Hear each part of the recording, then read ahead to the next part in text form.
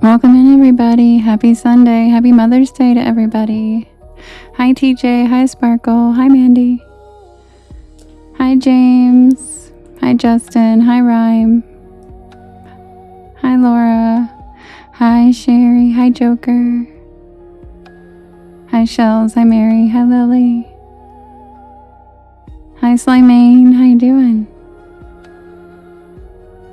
Happy Sunday, everybody, and happy Mother's Day to those of you who are mothers.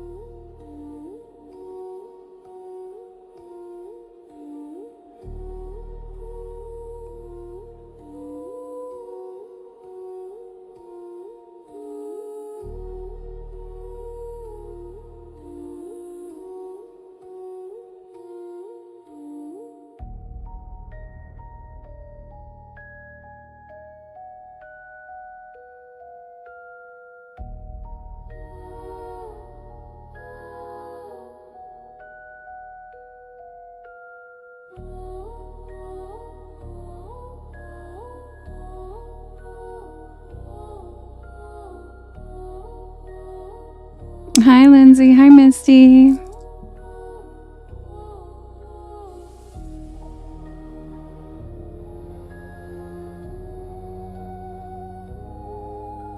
Oh, Tanya, you got this. 1 hour is nothing. You got this.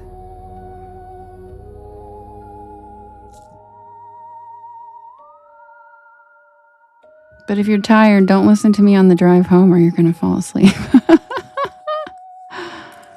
Right? Welcome in, everybody. Happy Sunday. Nice to see everybody. Okay, yeah, I'll make a hospital one for sure.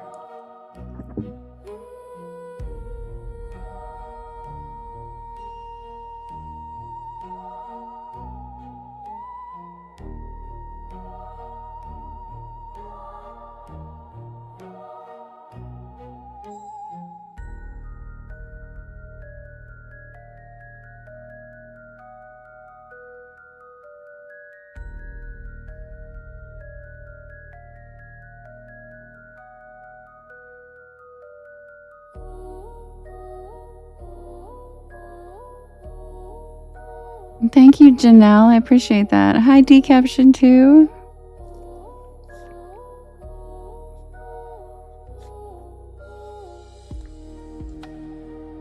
Thank you, Heather. I appreciate that. Hi, Angela. Hi, Lisa. Thank you for the hand heart shells. And Heather, thanks for the donuts. And Heather, thank you for the hand hearts. And Ramen, thanks for the hand hearts. Welcome back. Khaleesi, thanks for the cozy cryptids. And Little Tornado, welcome back. Thanks for the cozy cryptids.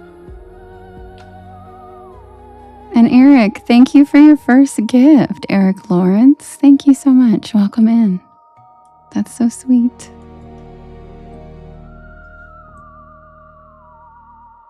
Hi, TR. Oh, Little Tornado, I'm so sorry. I'm so sorry. I'm glad that you're back, and I'm so sorry. I'm sending you all the healing love. Hi, Stephanie. Everybody give Little Tornado some extra love. She's lost her father. She's a dear porch pal. I completely understand, Little Tornado. I'm so sorry. Right, Joker? Make it bigger. Hi, Lori. Hi, Ethel.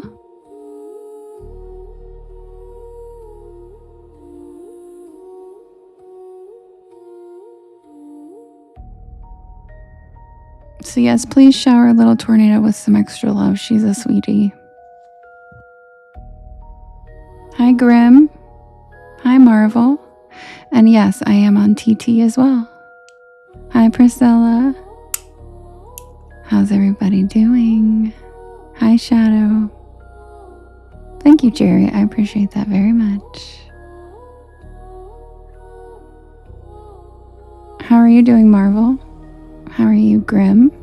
And Priscilla and Misty, how's everybody doing over on the YT and the T-Witch? Happy Sunday. And if you are a mother, happy Mother's Day.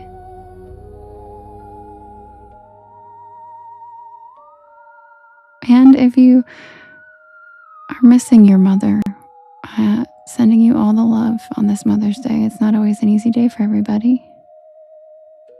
Thanks, Care Bear. So, sending everybody love.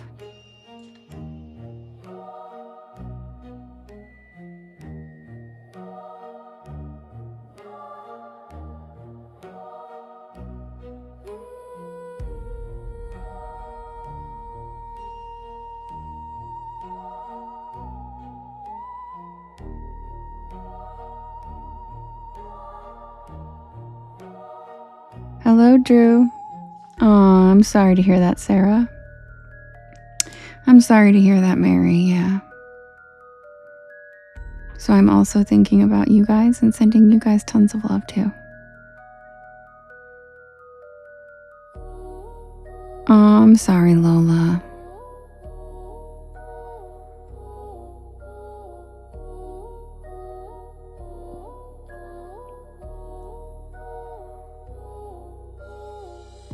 Oh, Andrea, not me, one of our porch pals. And I was just saying if anybody else has lost their mother and is missing their mother, sending you guys all the love. Yeah, I bet it's hard. I'm sorry.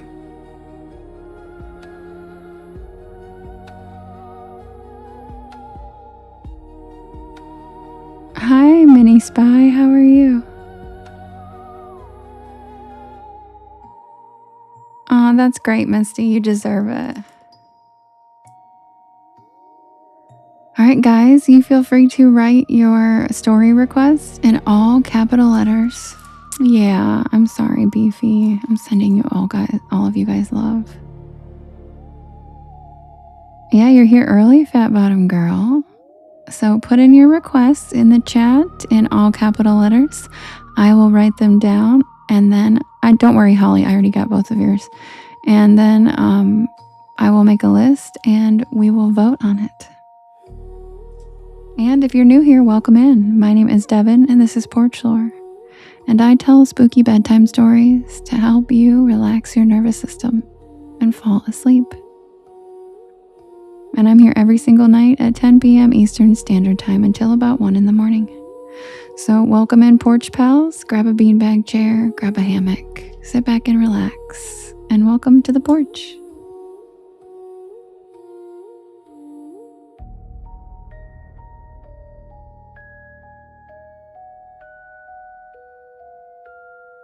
Oh, Rebecca. That's so funny. I didn't know that was you. Hi, Michelle. No, little tornado, you're wonderful.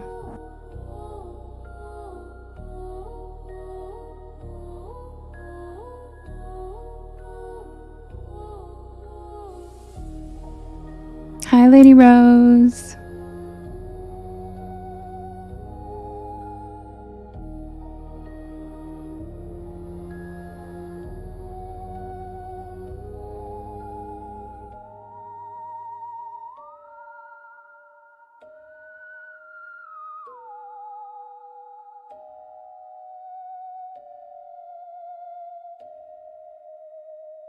Hi, Anna.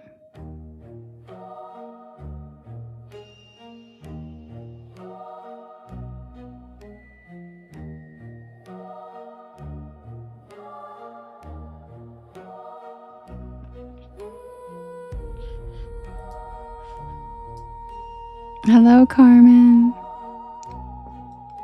And yes, happy Mother's Day to all of the mothers. And if you haven't yet, put in your story requests in the chat in all capital letters, and I will write them all down so we can have a list to vote for. And thank you, Anna, for the cozy cryptids, and thank you, Lily, for the budding heart. Thanks, Michelle, for your heart me, and Lady Rose and Shell for your heart me's.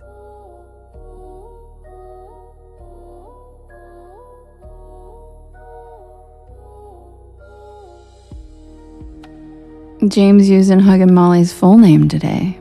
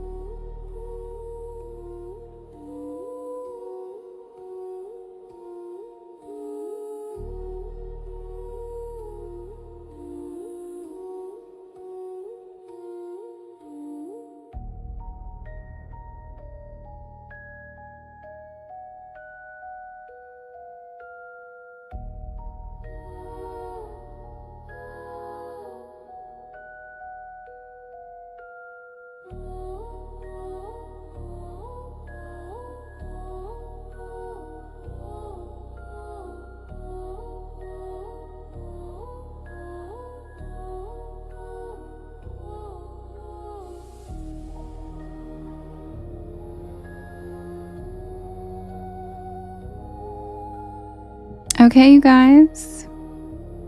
Okay, Misty. That's so sweet. Misty said, in honor of a mother, I would love to hear Huggin' Molly. Aww.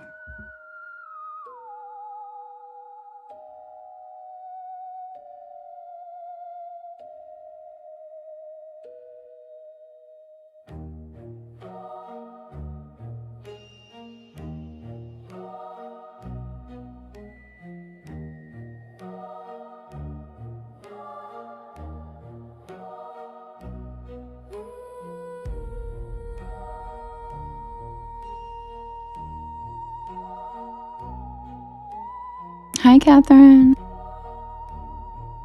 All right, you guys, I will be right back with the first poll for us to vote for the first story. And if you guys, hi, CJ. Thank you.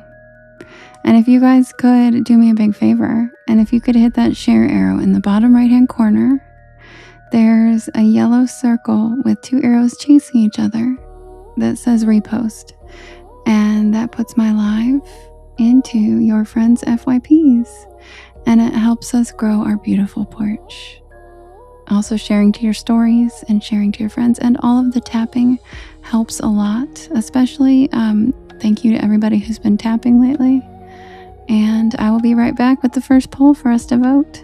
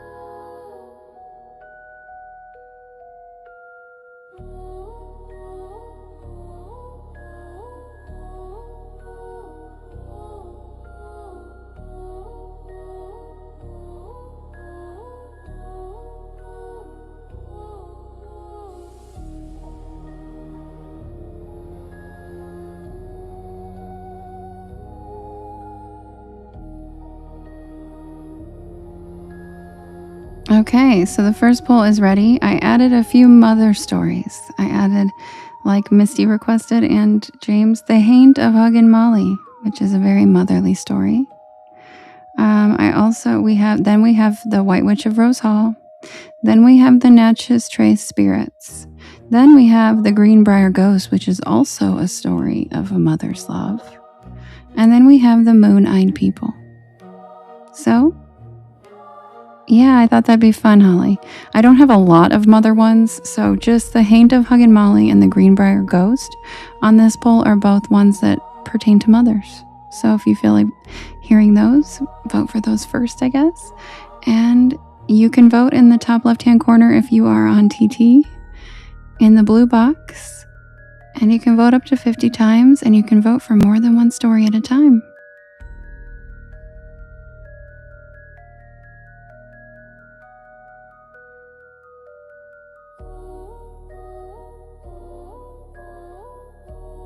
And again, we have The Haint of Hug and Molly, which is a mother story. We have The White Witch of Rose Hall. Then we have The Natchez Trace Spirits. Then we have The Greenbrier Ghost, which is also a mother story. And then we have The Moon-Eyed People. So 2 mother stories, and the rest are ghosts and cryptids. Yes, Tanisha. You're so cute.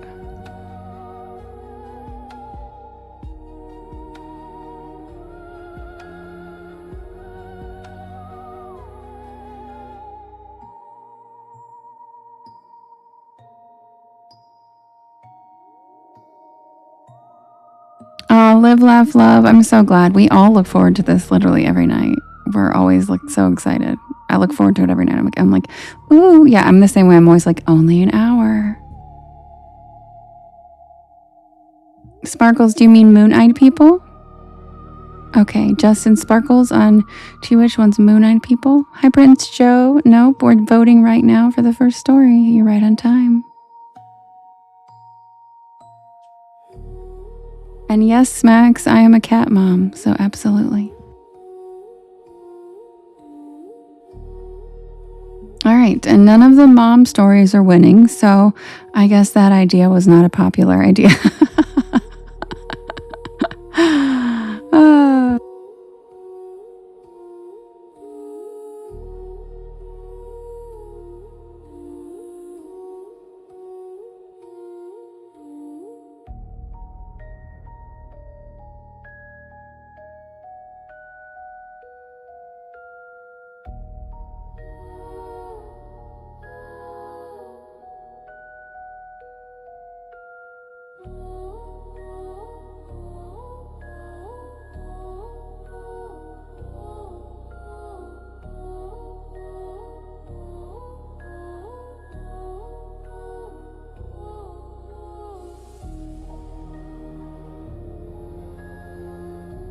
Oh, Holly, that's so sweet of you. Thanks. That's what CJ said too when he came in. Aw, Sherry, that's an honor. Thank you. You're so sweet. Good evening, everybody. Happy Sunday, my porch pals. Thank you, Jason. And yes, of course, having fur babies counts as being a mom. So, also, like you said, Holly, being a nurturing person counts as being motherly.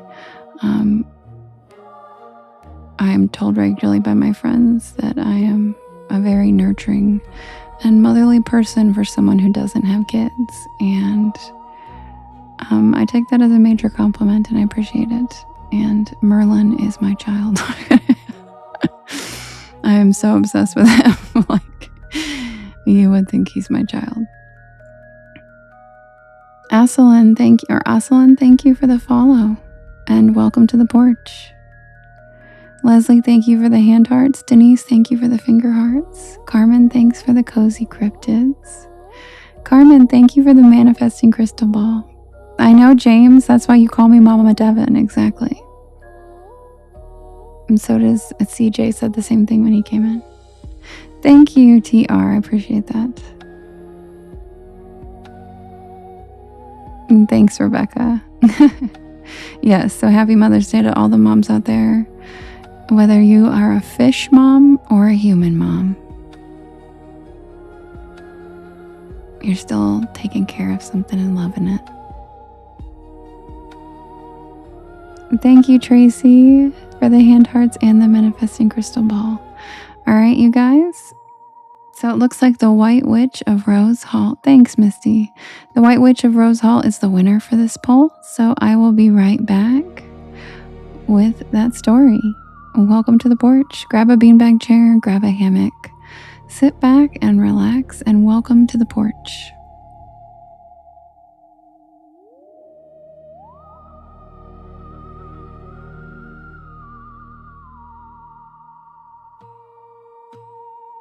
Thank you, Carmen. That's so cute.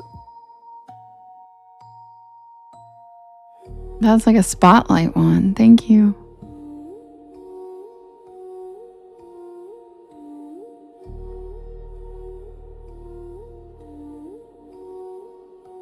Yeah, well, Smacks, the people who think that's weird aren't my kind of people. I think they're weird. I honestly think that's weird as hell to not think that.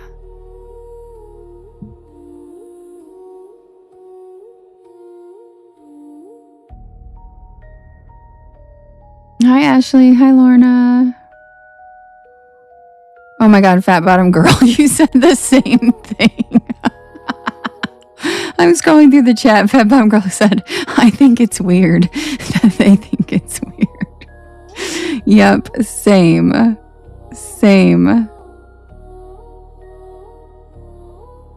Oh, Jason's in his recliner. You're a chicken and ducky dog? Oh my God. And a ducky, you're a chicken, ducky, and dog mom. Oh, Lacey, that's so cute. I've had all kinds of animals in my life, but right now I'm just a kitty mom. But I've been a guinea pig mom. I've been a lizard mom. I've been a turtle mom. Been a fish mom. Dog mom.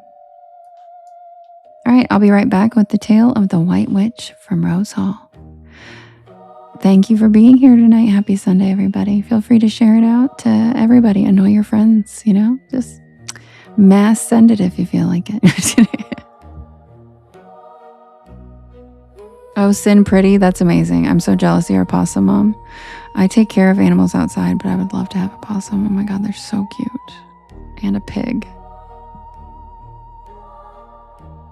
Okay, Tanisha, that totally counts. Totally counts. Squishy and plushy.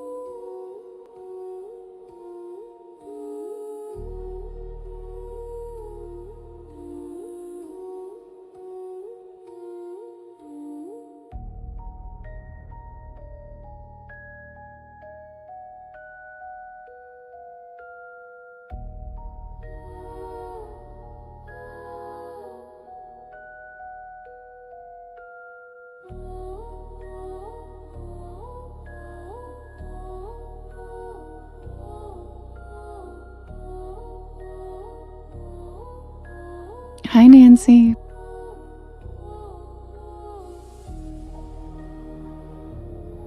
I know, Jennifer, my music's not available anywhere. Sorry. It's only for my background for my stories because of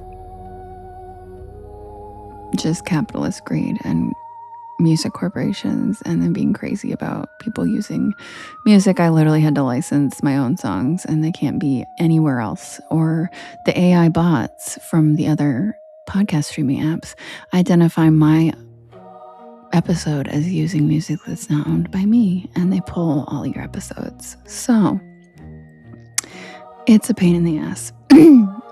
So I'm so sorry, but no, I can't make my music available anywhere else but on my stuff. Because if the AI bots identify it as anybody else's stuff, it screws my channel. So, Jen, what do you mean that music? Yeah, I'm sorry, Jennifer. I'm sorry. Because I feel so like being like, nope, can't have it. Because I'm not that kind of person at all. And I'd give it out to everyone if I could. But unfortunately, I literally had to. I only have 3 songs basically, but I just got a new program on when I got my new MacBook called Logic Pro. I've never used it, but it seems to be something that I can make my own background music on. So that's exciting. Very exciting. Yes, Purple Unicorn. So I'm going to try to mess around with that. Hi, Aqua. I think, look, I see that one. But I don't think I've seen... Oh, there we go. You said, hey to Lauren. Hi, Yaya. I don't see anything else from you, Aqua. Oh, wait. You said, oh, what's the story? Oh, the story is The White Witch of Rose Hall. Thanks, Purple Unicorn. All right, guys, quick swig. And I'll be right back with the tale of The White Witch of Rose Hall.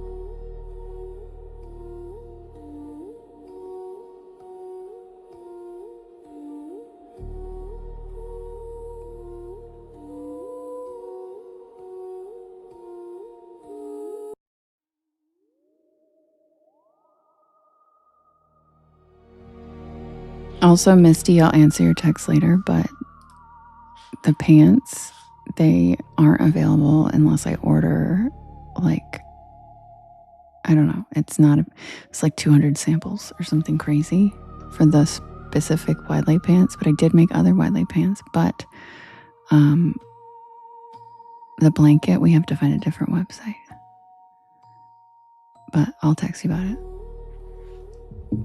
And if you guys haven't checked out the merch, it's on the little banner right there that's moving, and it's really cute shit, even if you don't want to buy a thing.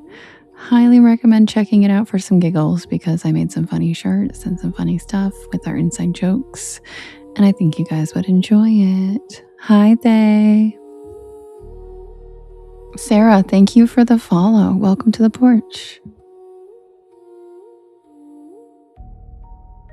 I know, Misty. And you know what's annoying and not fair is a couple of the plus size items that I looked at were like that. Like, you have to order like they're not just like, it's like I would have to order a bulk amount to get. And you know what else is like that? The pins. Any of the pins. That's why I haven't made a pin yet. Like, there's several different things that you like have to custom order, and they ask you how many units you're gonna need and stuff. It was like way above my head, over my head, and I was like, I'm not a major business. I'm just. Thanks, Misty. Thanks, Nippon.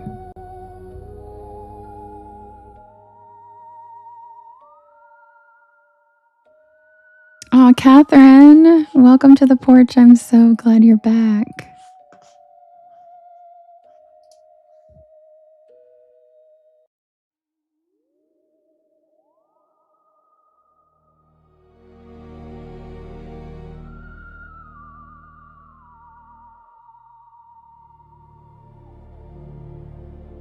Your husband's been wearing one of the shirts you ordered for me. Which one?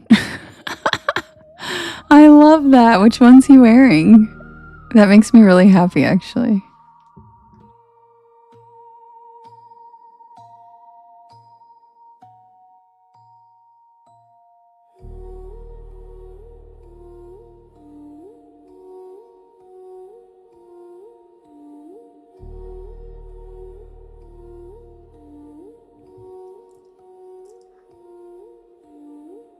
Submitted for the approval of the White Witch, or submitted for the approval of the Porch Pal Society.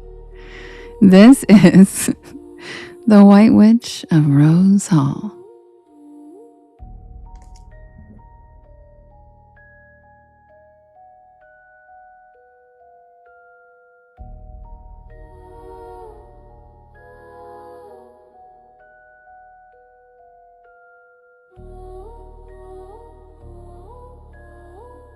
Yes, Max.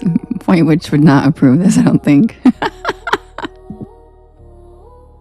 She doesn't get to give any approval. We don't care about her opinion at all. She's a bitch.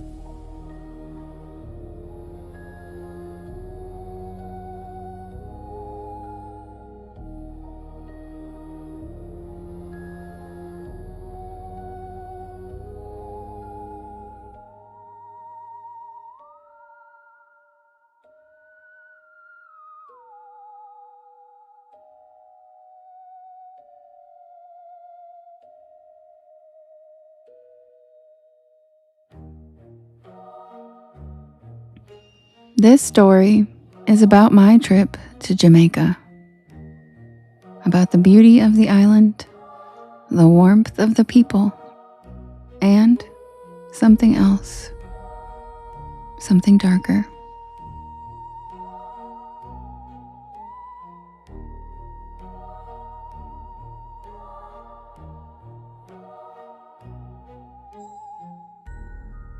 This is my encounter with the White Witch of Rose Hall.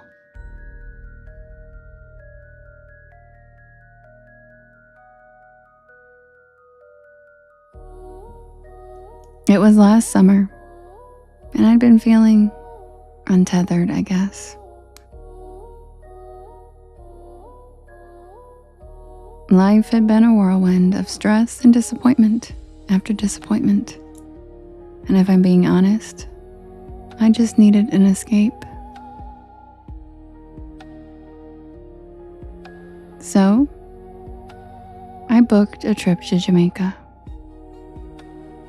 And not one of those all-inclusive resorts where you're surrounded by tourists sipping pina coladas by a pool. No. I wanted something immersive and authentic. Something real.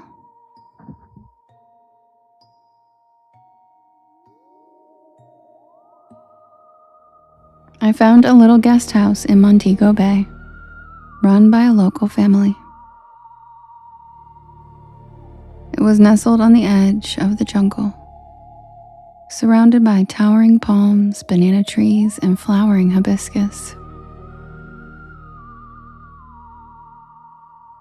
That's cute. Gotham said nuzzle. That's cute. The air was thick with the scent of salt from the ocean, and the sweet, heady perfume of tropical blooms filled the breeze. It felt like stepping into a dream world. The family who ran the guest house was incredible. Miss Clara, the matriarch, was this tiny, feisty woman with a voice like warm molasses and a laugh that could light up the darkest room.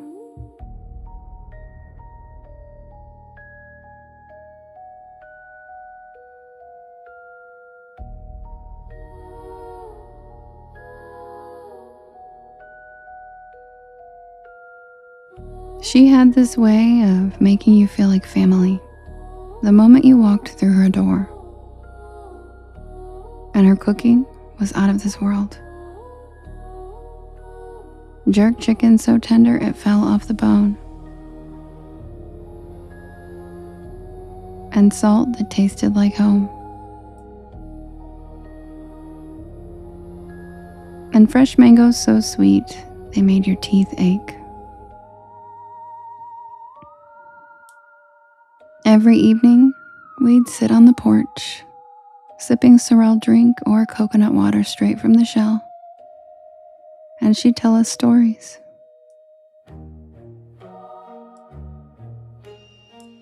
Stories about the island's history,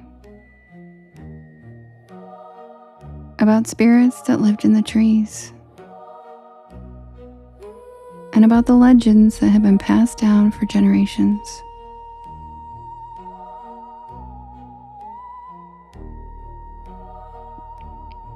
That's how I first heard about Annie Palmer, the White Witch of Rose Hall. Miss Clara told us about how Annie was this beautiful and cruel woman who lived in the 1800s at Rose Hall, a grand plantation house up in the hills.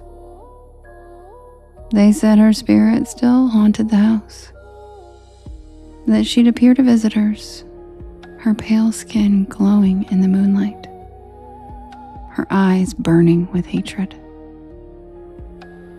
I laughed it off at first. I figured it was just a spooky tale to scare tourists. But Miss Clara gave me this look like she knew something that I didn't. And she told me that some stories are more than just stories. But I didn't think much of it at the time. I was too busy falling in love with Jamaica. The island is, God, it's breathtaking. The jungle is so alive, so dense and green, with vines hanging from the trees like curtains and birds calling to each other in the canopy. I'd walk for hours, picking mangoes, guavas, and star apples straight from the trees, their juice sticky and sweet on my fingers. The locals would wave as I passed, calling out greetings in that musical Jamaican patois. It felt like paradise. But then, one day, I decided to visit Rose Hall. I had heard about the tours they offered where you could just walk through the old plantation house and hear the history of the place. I love history, so I figured it would be interesting. A little taste of the island's past. The plantation only had one tour left for the day. So I signed up for that one and I hopped onto a bus with several other people. There were probably about 12 of us total. And the drive up to Rose Hall was stunning. The road wound through the hills, past fields of sugarcane and clusters of brightly painted houses. The air was thick with the scent of blooming flowers. When we finally reached the house, I was struck by how imposing it was. It was this grand white structure perched on a hill overlooking the ocean. With tall columns and wide verandas, it was beautiful. But there was something eerie about it, something that made my skin crawl. The tour guide was this cheerful woman with a bright smile and a voice that carried through the halls. She told us about the history of the house, about Annie Palmer and her reign of terror. She showed us the rooms where Annie had supposedly practiced her dark magic, and the dungeons where she tortured the enslaved, and the spot where she was buried. It was very unsettling, and I kept feeling like somebody was watching me. but we were the only tour group there and no one else was on the property. After the tour ended, we were told we had a quick break, so everyone from the group dispersed to hit the restrooms, eat some snacks, and walk around the property.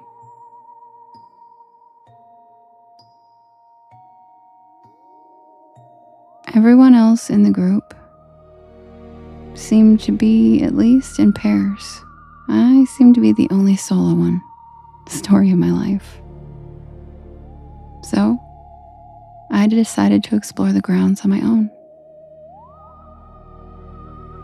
The sun was starting to set, casting long shadows across the lawn, and the air was thick with the scent of blooming flowers. I could stay here forever. I wandered down a path that led to the jungle. It was quiet, except for the sound of my footsteps and the occasional rustle of leaves. Through the lush undergrowth, I saw something that looked almost like ruins of an old building. Stones or something. For those of you who don't know, I minored in archaeology in college, and I'm a little obsessed with anything that has to do with remnants from the past.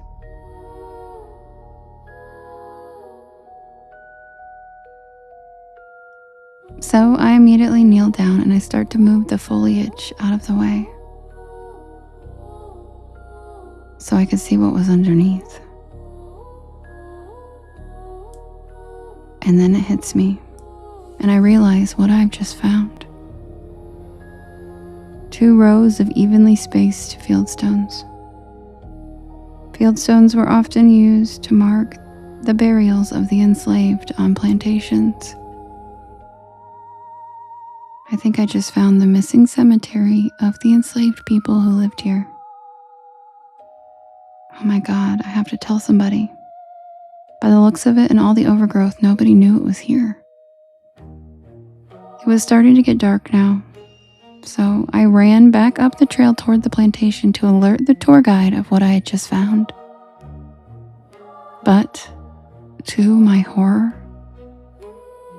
the tour bus was gone. Everyone was gone. The group had left me at Rose Hall Plantation alone.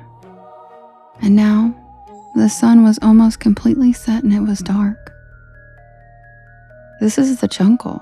I'm not walking miles back to the guest house in the pitch black jungle.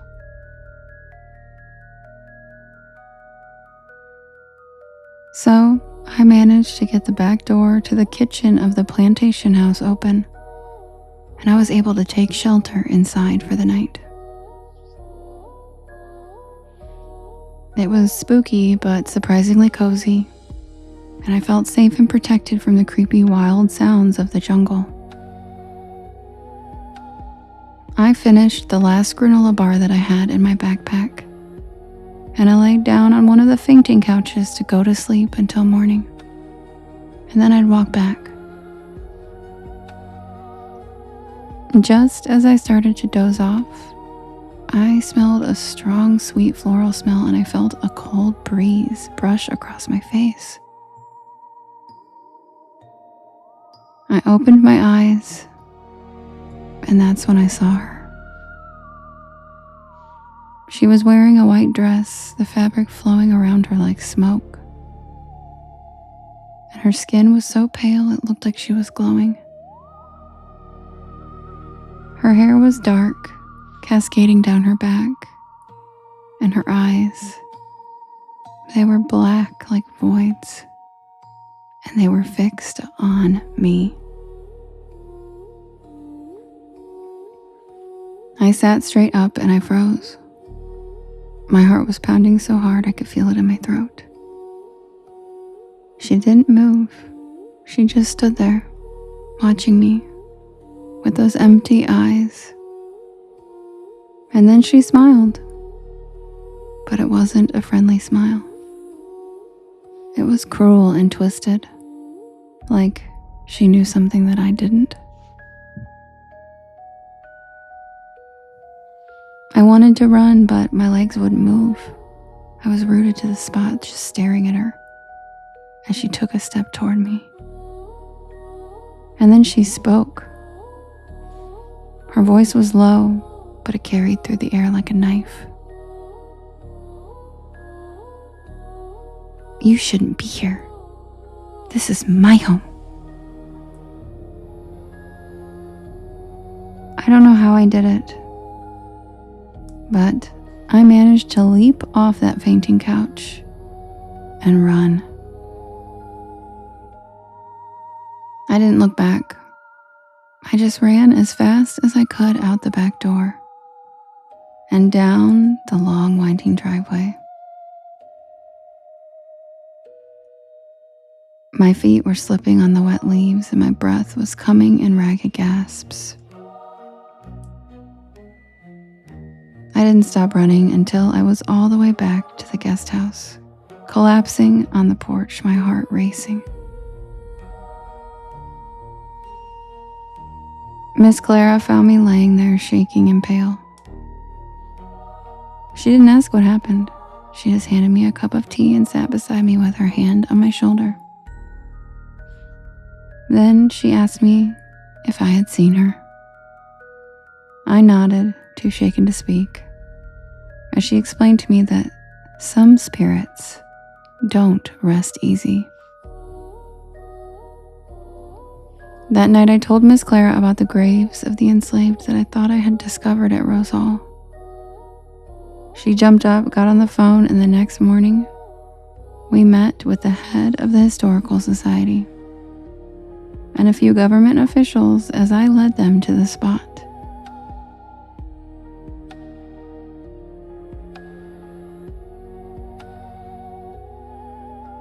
I left Jamaica the next day. I couldn't stay, not after what I had seen.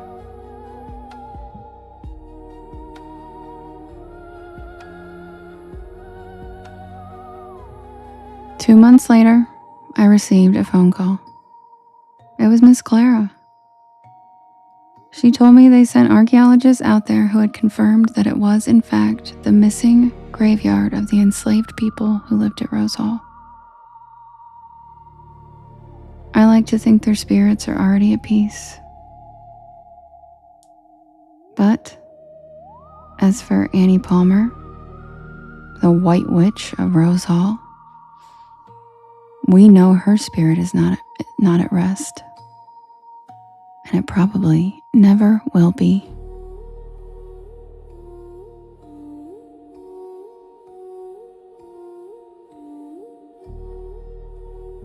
And that's the tale of the White Witch of Rose Hall.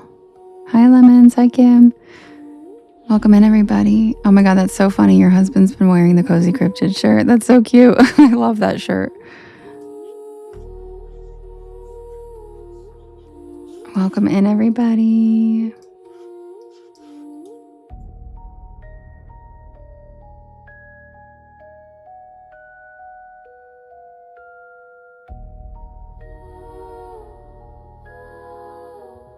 Thank you, Jen. Thank you, Lemons.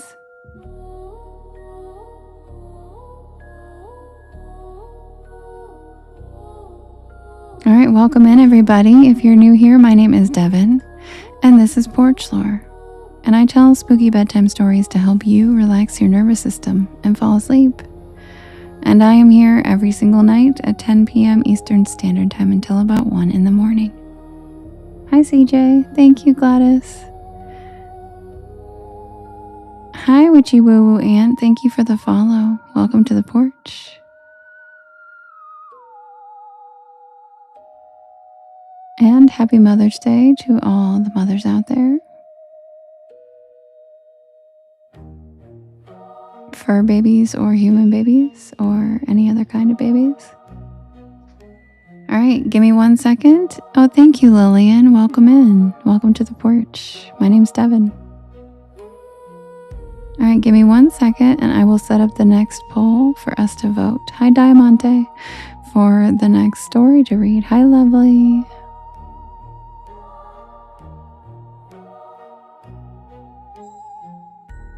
Be right back.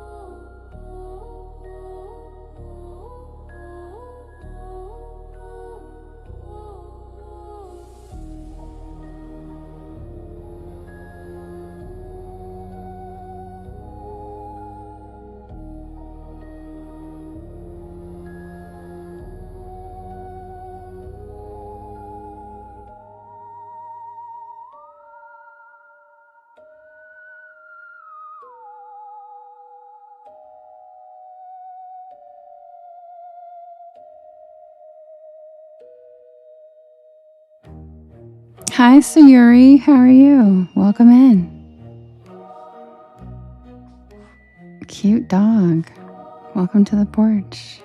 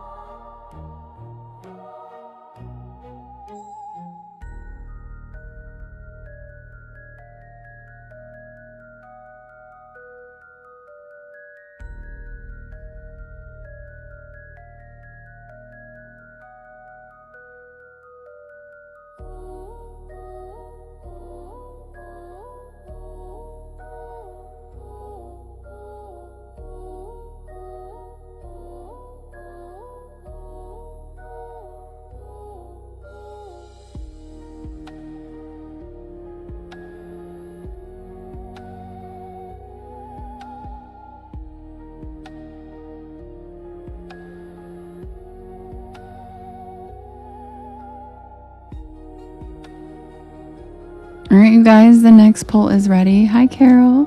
Hi, Julie. Hi, Linda. Hey.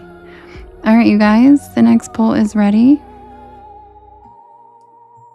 We have the Haint of we have 2 Mother's Day stories. We have the Haint of Hug and Molly, which she's a just sad mother. And then we have the Greenbrier Ghost, where her mother helped solve her murder. And then those are the 2 Mother's Day appropriate stories I have. And then we have the Honey Island Swamp Monster, the Fresno Nightcrawlers, and the Librarian. And you can vote in the blue box if you're on TT in the top left-hand corner. And you can vote up to 50 times per person, and you can vote for more than one story.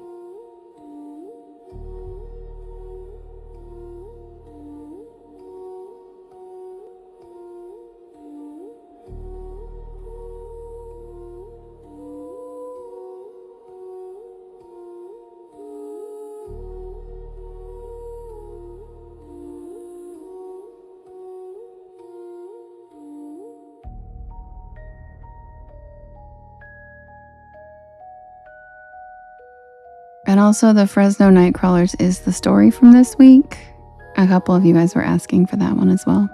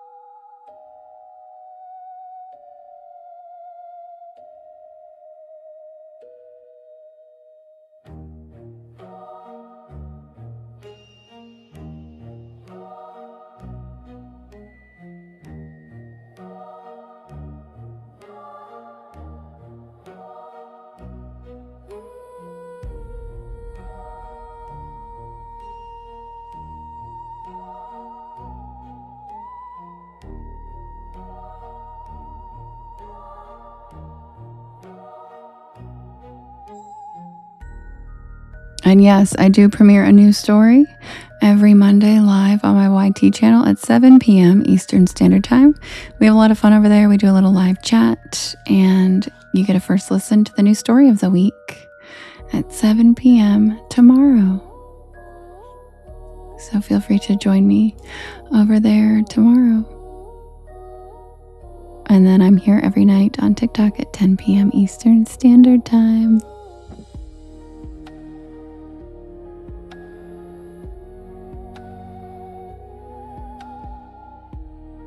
Yep, James, she sure did.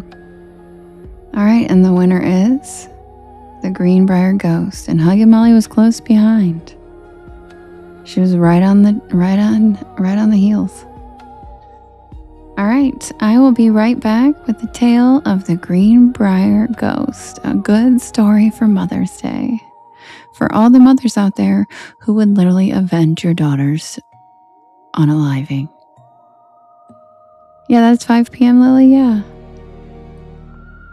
So you're on Mountain Time?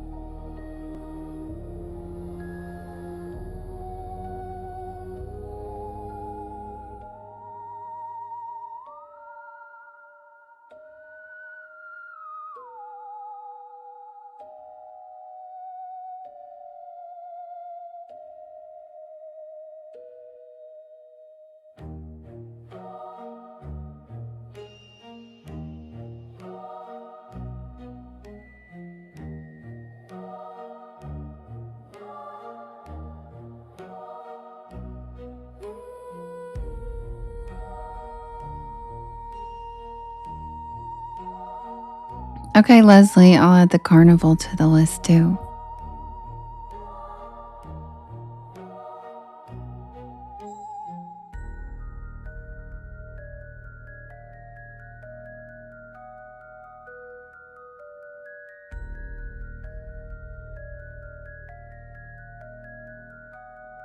Hi, Ange. Also, thank you to all the Porch Pals who are writing relevant words in the chat.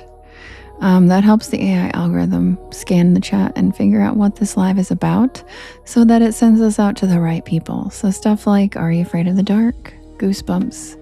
Mothman, Goatman, Bigfoot, paranormal, supernatural, storytelling, ASMR, anything like that really helps us get pushed out to the right people and find some new Porch Pals. Also, I just wanted to say that last night I did reach 35,000 Porch Pals, guys. So now we are at 35K Porch Pals. And that's in less than a year. That's pretty wild and very cool and exciting. It makes me feel proud. Yeah, it seems unreal to me. I'm like, oh my God, something I'm doing is actually like working. Like, holy shit, it's working. I've had so many failed little ventures that it's kind of amazing. So thank you guys for being part of this journey with me. You'll never know how grateful I am. Well, I hope you will, because I'll try to continue to show you guys and express it. Be right back. Quick swig.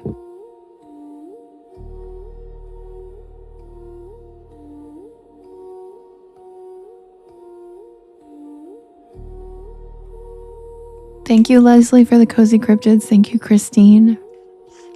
Thank you, Gemini, for the hand hearts.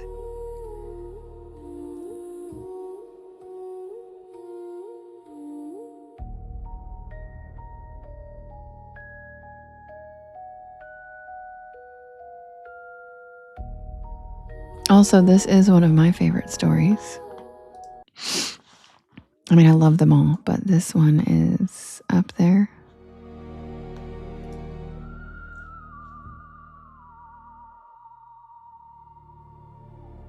Thank you, Christine, for the hand hearts.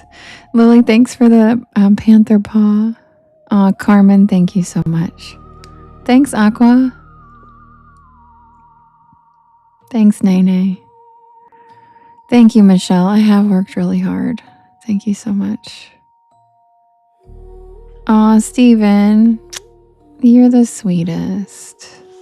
And that's the sweetest thing I think anybody's ever said. My sincerity is my brand. Thank you.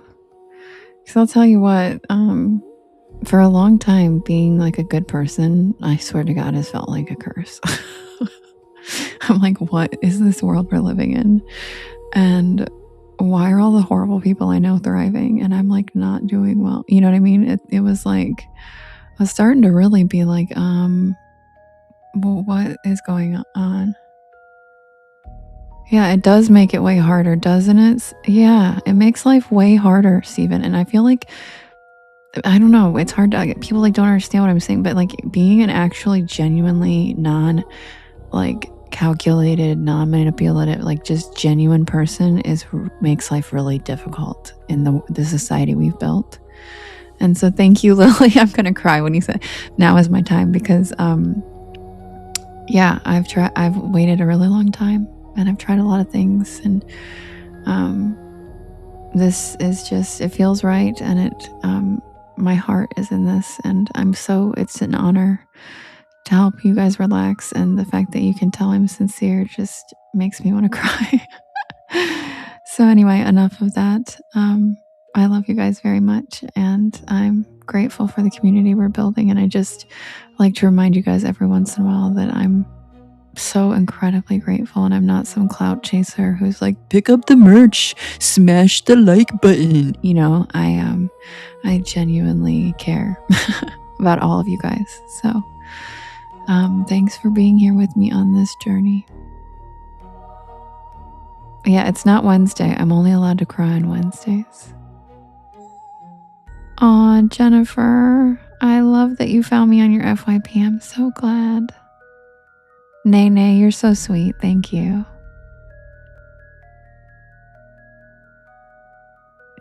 No, you make mugs we love because we asked. You're right, Mackenzie. I did. I was very hesitant to make the merch for a while, and you guys just kept asking, and I was like, okay. And then I really liked it. It was very fun. It's been a lot of fun. I'm like, man, I'm really good at this. Like, totally taken off. Oh, thank you, user Rolex.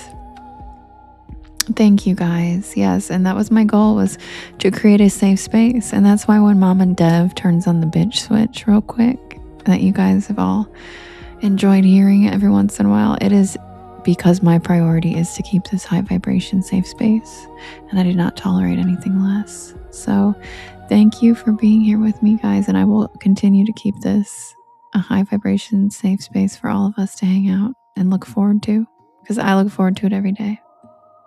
So I'm not going to cry because it changes my voice. So I'll be right back. Quick swig, and I'll be right back with the tale of the Greenbrier Ghost.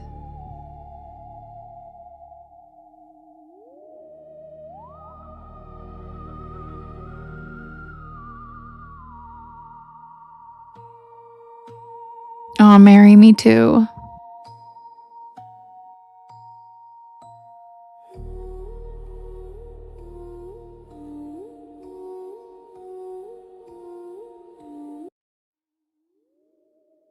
Oh, thank you, Live, Love, Love. I appreciate that. Hi, Jamie.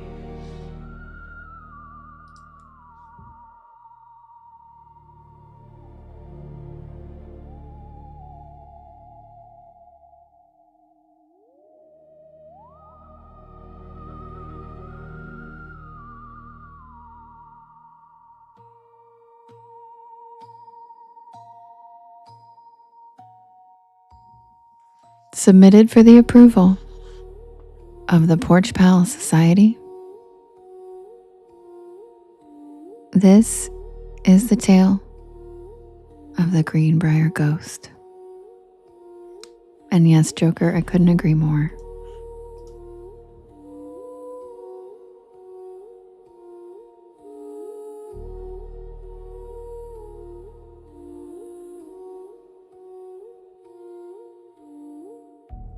Nestled in the rolling hills of West Virginia, Greenbrier County is known for its breathtaking landscapes and rich history. But beneath the picturesque exterior lies a dark tale that has captured the imagination of locals and paranormal enthusiasts alike. Thank you, Janae. It's the story of Zona Heister Shue, a young woman whose tragic life and untimely death would give rise to one of the most famous ghost stories in American history. The legend of the Greenbrier Ghost.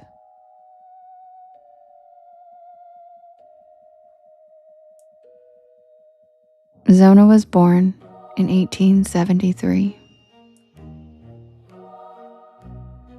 to a farming family in Greenbrier County. She was known for her beauty and her charm. With a bright smile and warm spirit, Zona quickly became a beloved figure in her community. Thank you, Carmen. She had dreams of finding true love, and those dreams came to fruition when she met a man named Edward Shue. Edward was a charismatic but somewhat mysterious figure. He was a blacksmith by trade and on the surface seemed to be the perfect match for Zona.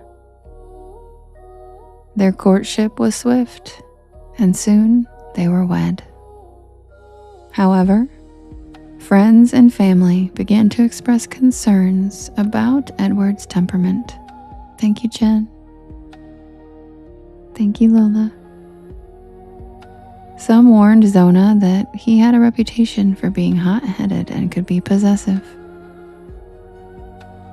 But the young couple seemed blissfully in love, and Zona believed that she had found her soulmate.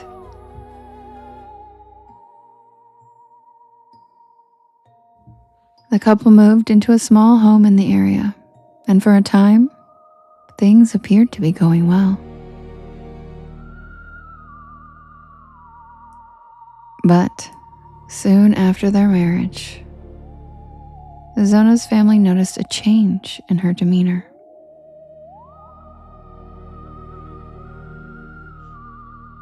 She became withdrawn. Her vibrant personality dulled by an unseen weight. The rumors surrounding Edward's temperament continued to swirl, and Zona's loved ones feared for her safety. And in January of 1897, a chilling event unfolded. Zona was found dead in her home, her lifeless body draped across the floor. The news of her death sent shockwaves through the community. Initial speculation about the cause of death ranged from natural causes to foul play, but an autopsy was never performed. Edward insisted that Zona had simply collapsed because she had been in poor health. And because he was her husband, the local authorities accepted his explanation without question.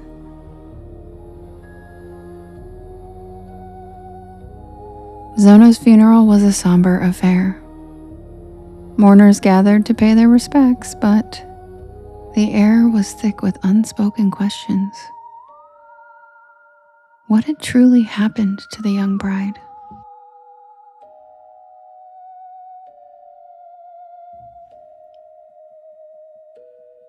In the days following her burial, whispers of foul play circulated among the townsfolk. But, with no evidence to support their claims, they had no recourse. As the weeks passed, strange occurrences began to unfold. Zona's mother, Mary Heister, was particularly affected by her daughter's sudden death. She couldn't shake the feeling that something was terribly wrong. And in her grief, she sought solace in her faith. And one night, while praying, she was visited by an inexplicable vision. Mary claimed that Zona appeared to her in a dream, ethereal and glowing. Zona's ghost spoke to her, revealing that her death had not been accidental. She told her mother that Edward had killed her and that he had been abusive, and that he had strangled her in a fit of rage. Zona's spirit urged Mary to seek justice for her untimely demise, urging her to confront the truth that had been buried alongside her in the ground. This revelation shook Mary to her core, and she was determined to uncover the truth and bring her daughter's killer to justice.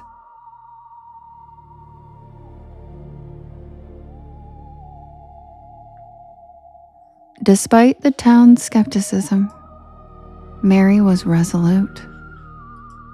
She spoke to anyone who would listen, sharing her vision and calling for a new investigation into Zona's death. Mary's fervor eventually caught the attention of the local authorities, who were initially hesitant but intrigued by her claims. And then, as the tide of public opinion began to shift, they agreed to exhume Zona's body for a proper examination. And on February 22nd, 1897, her body was exhumed from the cemetery and the coroner's investigation commenced.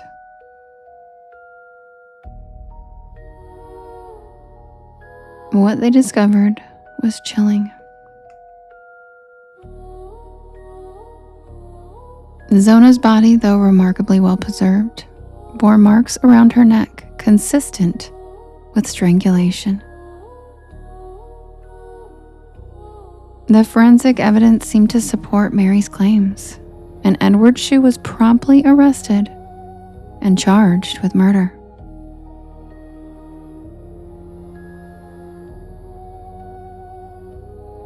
The trial of Edward Shue became a spectacle that captured the attention of the nation.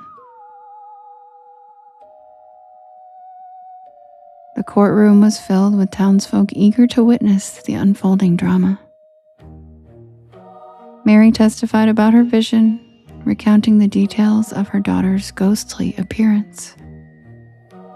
And the defense argued that Mary was merely grieving and that her claims were fabricated.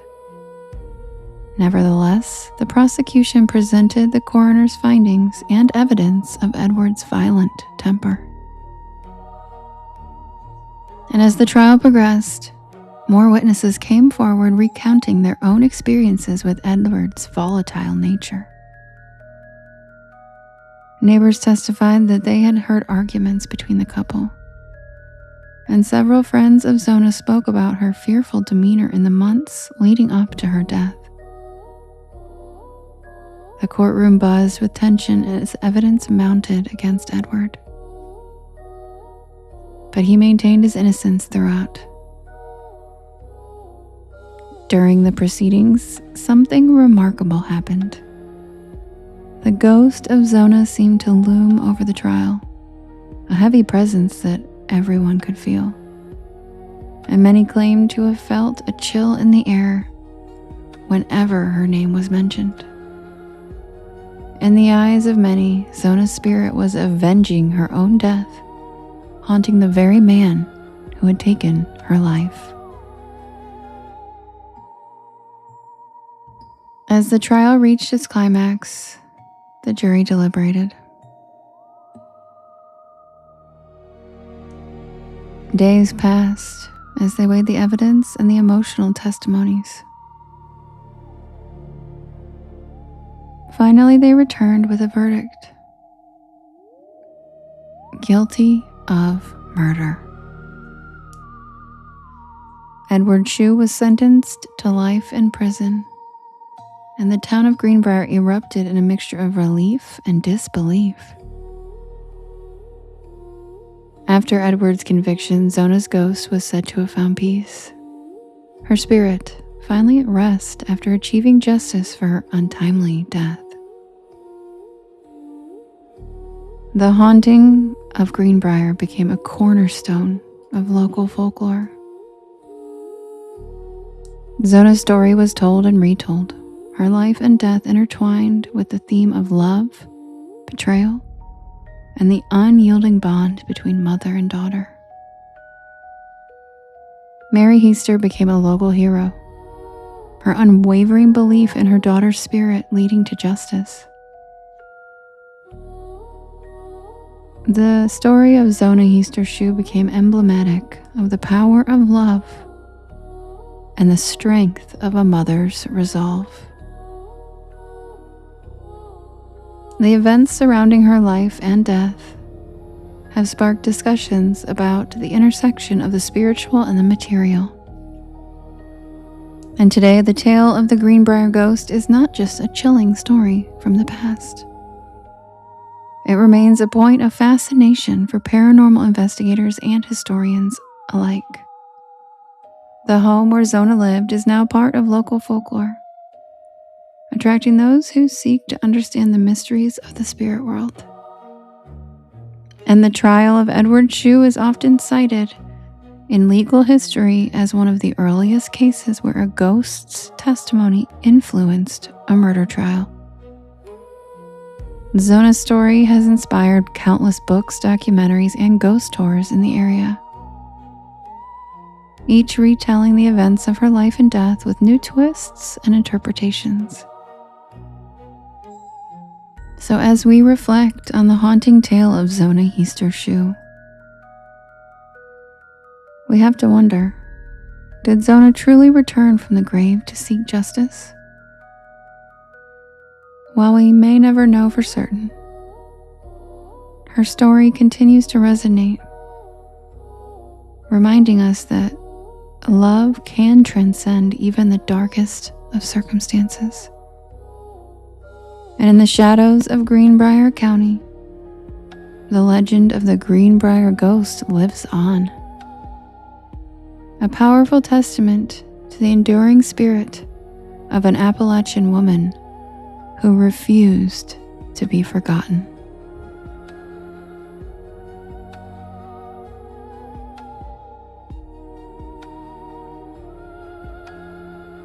And that's the tale of the Greenbrier Ghost.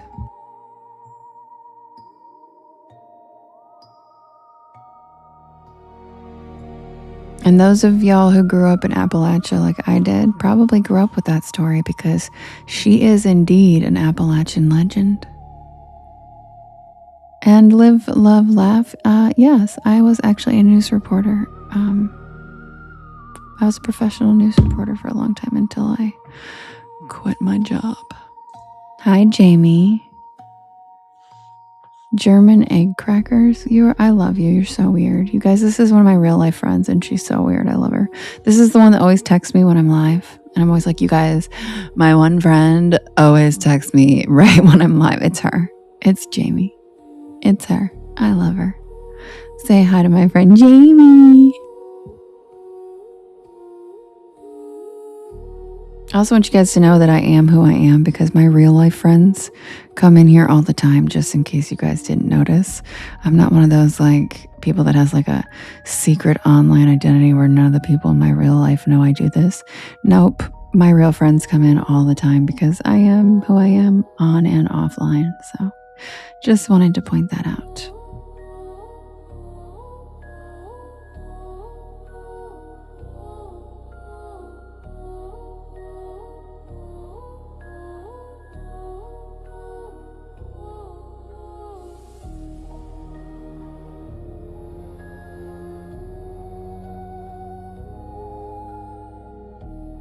Thank you, Lily. Thank you, Maureen.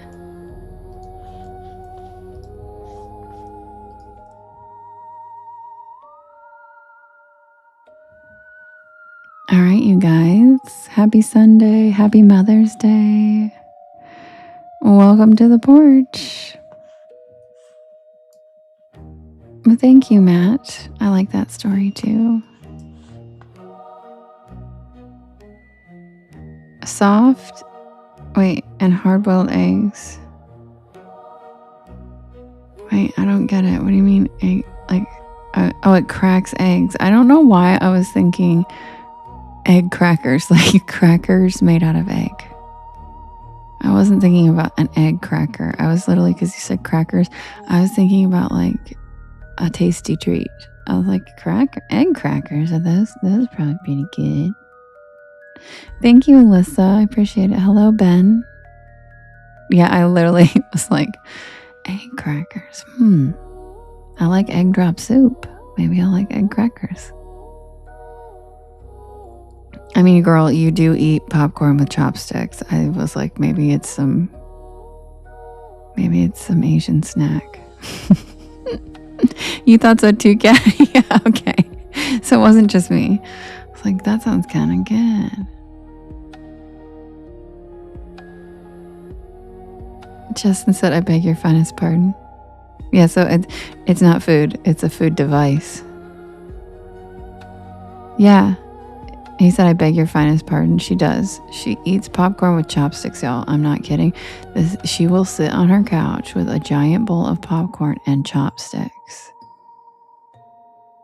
Legacy King said, who doesn't eat popcorn with chopsticks? And I was like, dude, no, there's nothing wrong with it. I love it about her. I love certain little things about my friends. That's what makes me love them. But it's just so funny to me. It does last longer because you exert a lot more energy too, trying to eat each piece. So you probably don't gain as much weight. Thank you, Vanessa. Thank you, Maureen. Yeah, I think it's cool. I'm just jealous because I'm not that great with chopsticks. She said, I'm in bed. Now I want popcorn. I know, now I want popcorn too. And my friend from China just sent me capybara chopsticks. So now I have chopsticks. So like I could straight up like, yeah, Spooky Scary Sherry says, I'm going to have to try that. It keeps your fingers from getting, yep. No butter. Yep. So follow Jamie and everybody post in the Discord pictures of you eating popcorn with chopsticks. Jamie, have you joined the Discord? Have you become part of Porch Bell Discord? You need to. Wait, nobody said Glenn Powell. Oh, the capybara, yeah. Jamie's obsessed with Glenn Powell too. And he's a human capybara. He just is. He's a human capybara. And you can't change my mind. Taylor, who's your friend? Glenn Powell? You miss using chopsticks? Yeah, I haven't used chopsticks in a while either, but now I got new ones. I love that. Is he really a human capybara? Because Jamie loves him. And I'm always like, girl, what? And capybaras are my favorite animal. So that's like a high praise. But he's definitely a human capybara. Is he like that in real life, like as your friend? Because I imagine yes. I'm friends with celebrities as well, and they aren't really as different in private as people think they are. A lot of times their personalities are kind of just... No, you don't, Average C. No, you don't. He said he's a nice dude. He also says he's on a list of most punchable faces. You're better friends with his sister. That's cool. Jamie, did you hear that? Someone in here's friends with your capybara man. Your capybara crush.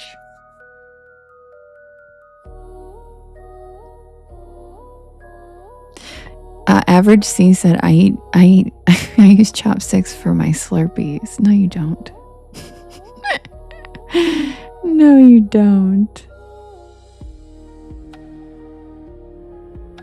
I will say I did like him in the Twisters movie, though. I think that's the only thing I've ever seen him in, but I liked him in that. It was good. All right, guys. Oh, really, Jamie? That's disappointing. Aww. Okay, I will be right back with the next poll.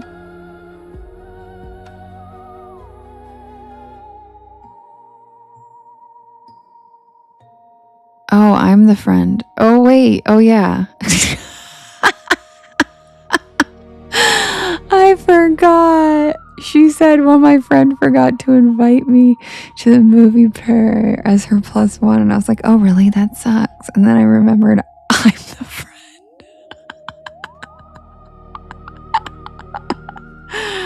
Oops. I forgot about that.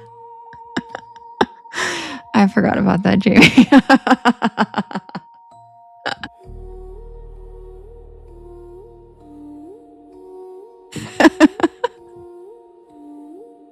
Dude, it was like 2 years ago, right? It was the Twisters premiere, and I totally forgot about that. I had a lot on my mind that time.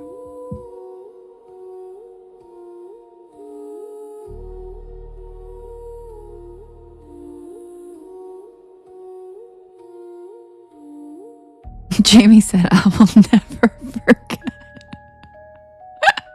And why did I totally forget? Like, legit forgot to where I was like, man, that sucks. She's never gonna forget. It's me. Yeah, I'm the problem. It's me. It really is me. I am absolutely that. Evil laugh. Yeah. Whoops. I literally forgot. That's so funny, Jamie. I love you. This is what it's like being my friend.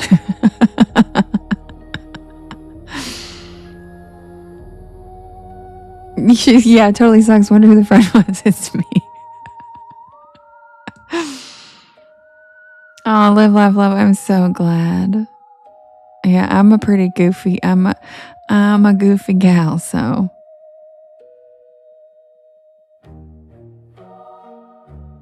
Know who? Mac Dre. I've heard that before. I can't like tell you anything he's done, but I've heard that name. Beefy said, Glenn Powell in The Tale of the Human Capybara. Oh God, now we're going to start getting a bunch of Glenn Powell fans in here. I already have one in my life, and her name's Jamie. I'm just kidding. I'll be right back with the poll, guys.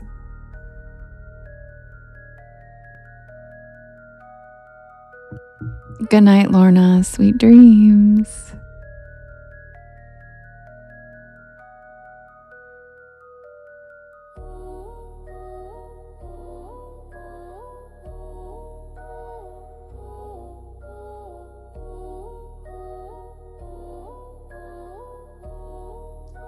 That is true, Tanisha. We really do skate that nice line between goofy and ghoulish, you know?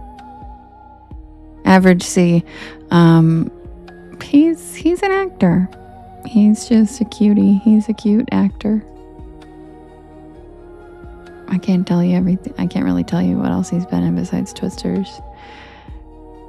Because, you know, I'm a storm chaser, so it was like the one movie of his I saw. But it also had the girl in it from the Crawdads movie. And I saw that at a drive-in. True story, where I made out with a guy like a teenager. And it wasn't great, just like a teenager.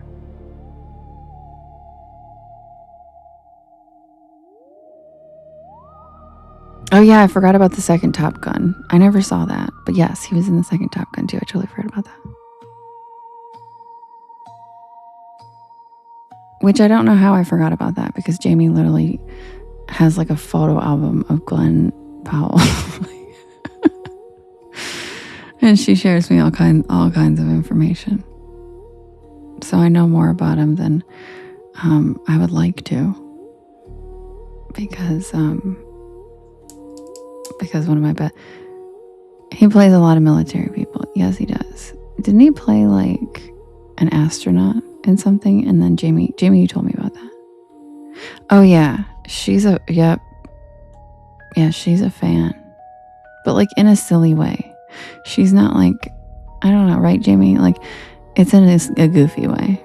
Like, she's not actually obsessed with him, but she's like playfully obsessed with him to where it's become a joke, to where now she's like, maybe it's Glenn Powell. You know, it's kind of like a little funny bit we have going. At least I think so. Maybe, or maybe she's like, I don't know. Maybe she's in his bushes and I don't know.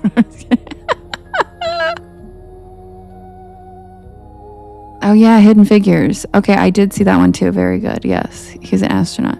So again, my nerdy, I only remember him for the nerdy roles and things I like space and weather.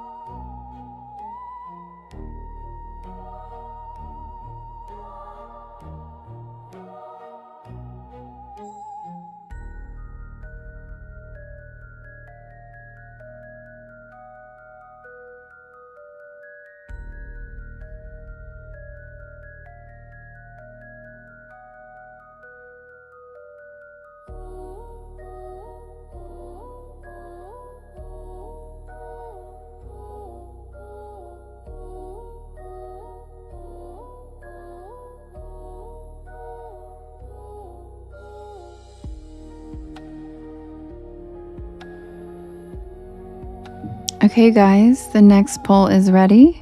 Sorry it took me so long this time.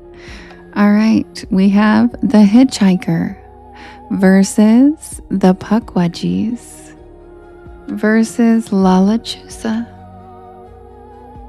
versus Fresno Nightcrawlers versus the Dream Machine, which is an Are You Afraid of the Dark reworking. And Hitchhiker is my favorite story. Just throwing that out there. And Fresno Nightcrawlers is the new story that just premiered last Monday. And you can vote in the blue box in the top left corner if you are on TT. If you're on YT or Twitch, just relax. Get a beanbag chair. Get a hammock. Sit back and relax.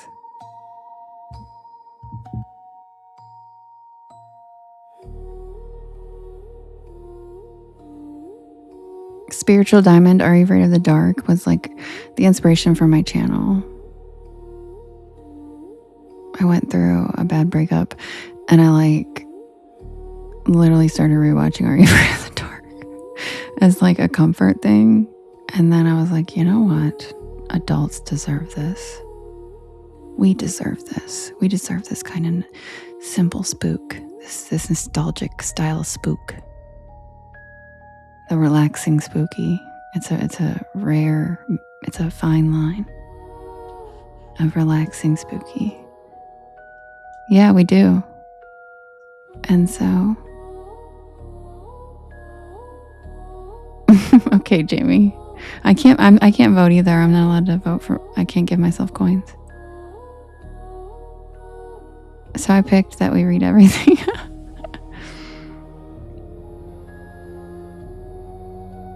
Yeah, Catherine, it really did.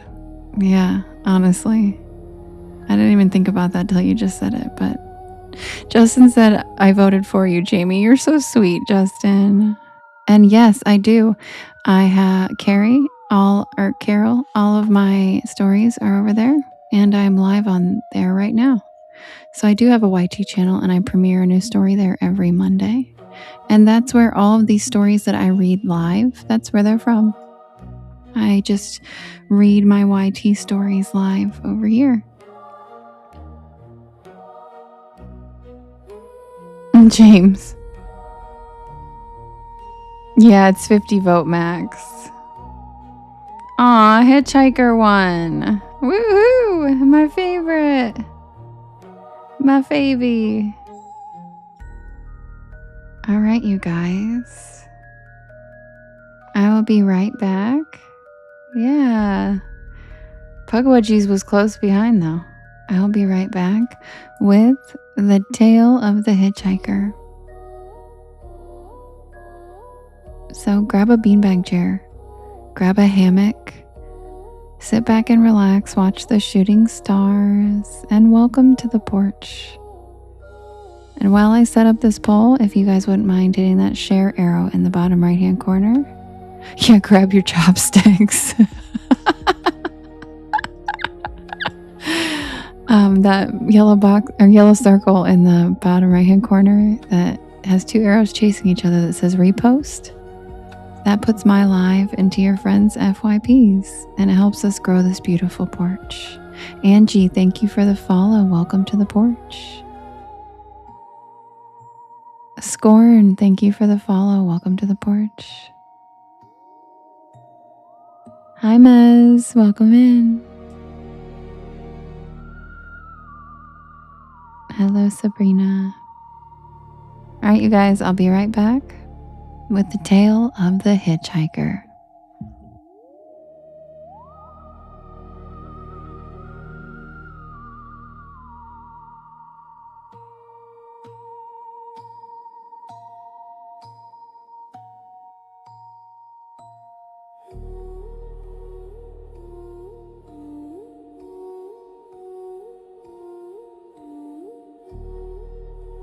Tino 1986, thank you for the follow on Twitch. I'm just starting out on Twitch and I don't really have a lot of followers yet, so thank you so much and welcome to the porch.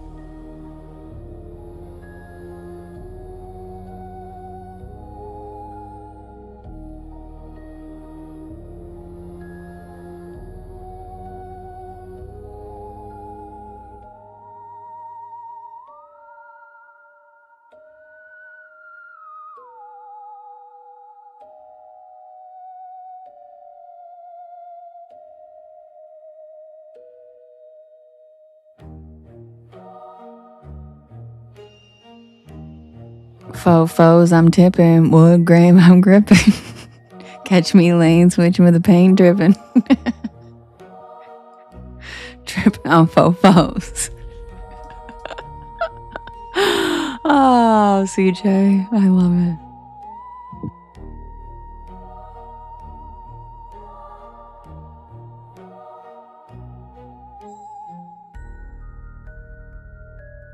Brenda said, hey, yeah, Mike Jones.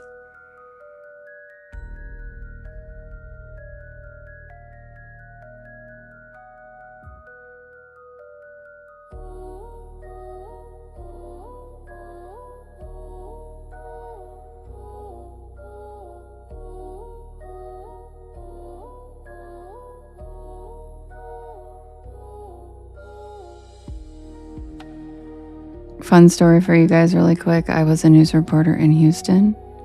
And in case you guys didn't know, that's where Paul Wall and Mike Jones and Bun B and a lot of those guys are from.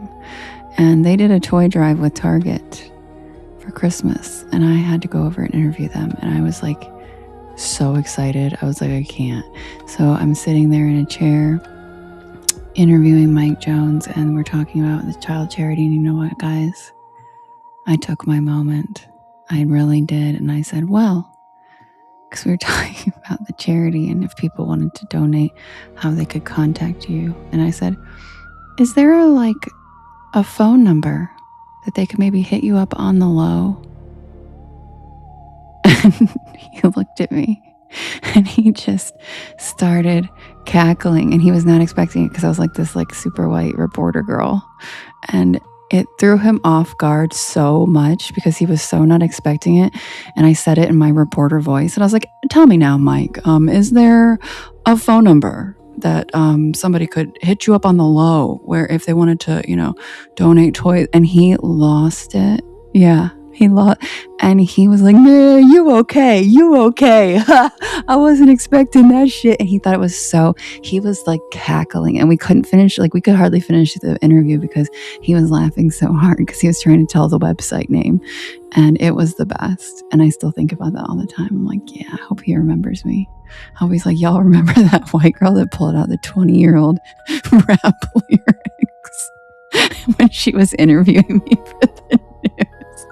I had to be it's like, dude, I used to sit in hot tubs with high school boys listening to like 330 hit Mike Jones up on the low because Mike Jones about to blow. I had to do it. Yeah, Janae, really, I had to. When opportunity knocks, guys, you take it. You know what I mean? I just had to. And it was funny because we were, on the news, and I did it so that he was like so caught off guard. It was so funny because he like he was almost blushing, like he was just really like no speech for a second. He was just like he was like, he didn't even know how to react. Yeah, if you know, you know. Yep.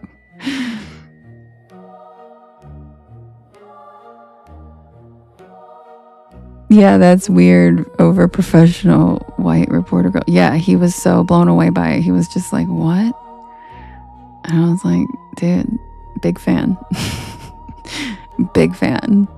Been a big fan forever. I love you, Mike Jones. I'll hit you up on the low. Yeah, I had him stunned. He was literally like, because he just wasn't expecting it. And he had like a little script in his head of like, like what he's supposed to say for the charity and all that, and like what the website is and everything. And I just like, there's there should be a clip of it, but God, it was so long ago. It was before like, because the news, we don't really put clips still. We don't really put our like shows online.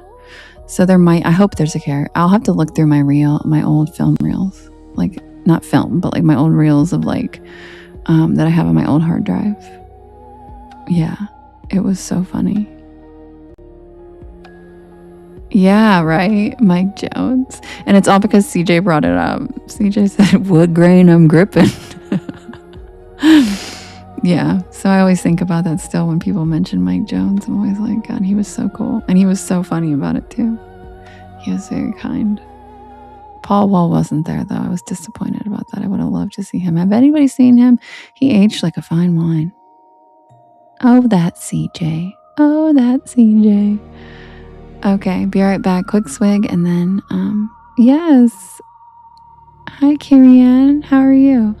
Hi, Tino. All right, guys, I'll be right back. Quick swig and then the tale of the hitchhiker. That's so funny, Lane. That's so funny. Right, Purple Unicorn, he's really Paul Wall. What a nice surprise. You know what I mean? He really turned out better than I expected. You know what I mean? Like, damn, he aged well. He ended up being a great guy. You were surprised and you chose sarcasm. That's so funny, Lane.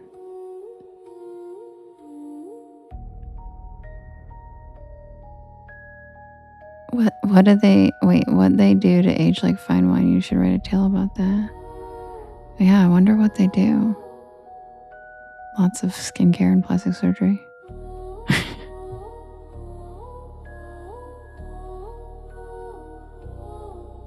Oh, the ice cream beats, man, taking me back. Do you remember ice cream paint job? Clean on the house. God, that was woo! Like a Super Bowl kickoff. God, that was a good one. That was such a good one.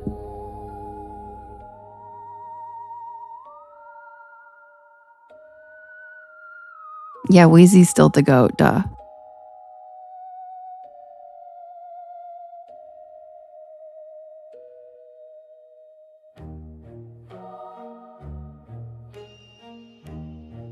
Oh yeah, Tommy, this is your favorite too.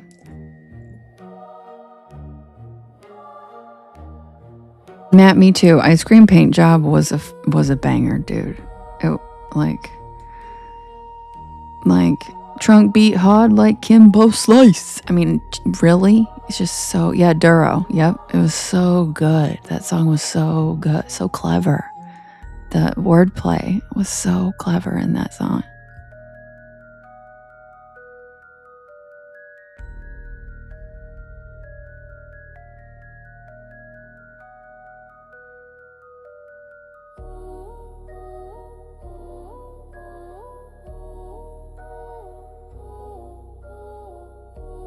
Yes, Leslie, 2000 rap, Devin. She comes out the moment if you instigate it. I take the bait every time. All it takes is, all he had to do was drop the wood grain I'm gripping, and I couldn't help it. Now she's out. Now she's out. And then immediately all these other songs were coming to my head, and like, what's the other one that was so damn good? This Is Why I'm Hot. This Is Why, God, Mims. That song was so good. I used to know every single word. I probably still do. Seat up high, so I'm riding upset. Yes. Mez, what society weren't? Nah, nobody expects it. I'm a very complex person. I'm pretty all over the place. Oh, what happened to the music? There we go. I'm like 700 years old, so I have a lot of layers, like an onion. Yeah, I'm hot because I'm fly. You ain't because you're not. Man, that was good. Ask me what I paid. I said I paid a guap. And what did he say? What did he used to call it? Diesel in the ashtray or something? God, those were the days. Oh yeah, and that one, CJ. Damn, that one was good too. Meet me in the mall. It's going down. God, those were the years, man. I worked the door at the nightclubs in Hollywood during those years, and man, yeah, that's all I'm gonna say. Yeah, young jock, man. Remember the little wrist thing we used to do with that song? God, those were the days.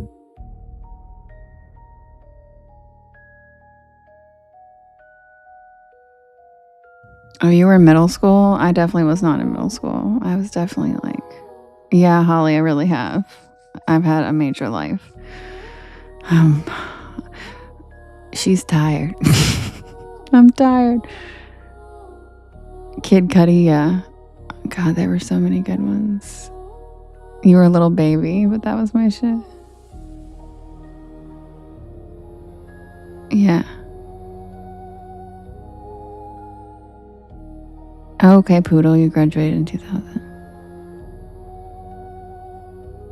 Yeah, they were all good.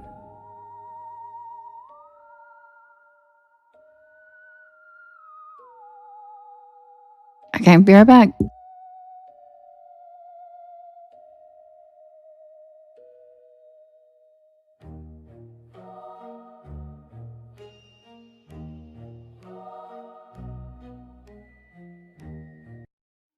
Who was it that asked me to have a live about rap? A couple of you guys have said that I should just do lives where we talk about rap. Yes, Jennifer, everything was going down. Good night, Lola. Sweet dreams.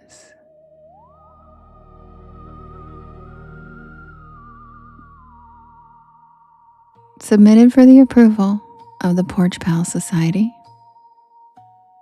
This is the tale of the Hitchhiker. Don't feel old, Legacy. That's not old.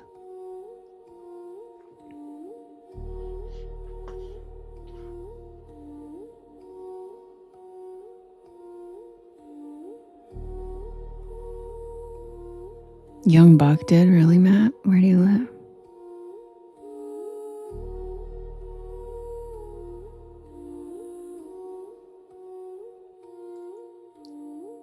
I've always enjoyed the solitude of the back roads. The endless winding stretches, the whisper of wind through the trees, and the open spaces offer a calm that I could never find in the city.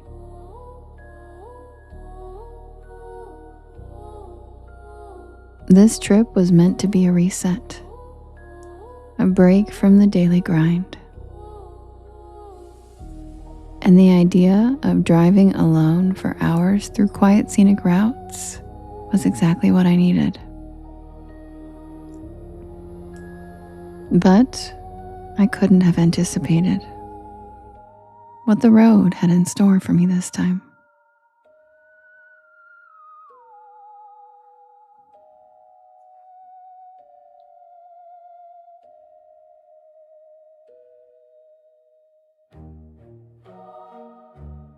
The drive had been serene so far, passing by fields and forests with no real destination in mind. Just an open map and a willingness to see where the day would take me. I've never liked the pressure of having to get to a specific destination by a certain date or time. I enjoy taking in everything the American road trip has to offer.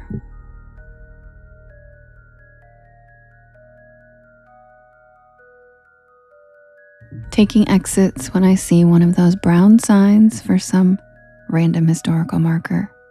You know the ones. They're my favorite. I have learned so much about this vast country of ours just by slowing down a little bit and paying better attention to my surroundings instead of my phone.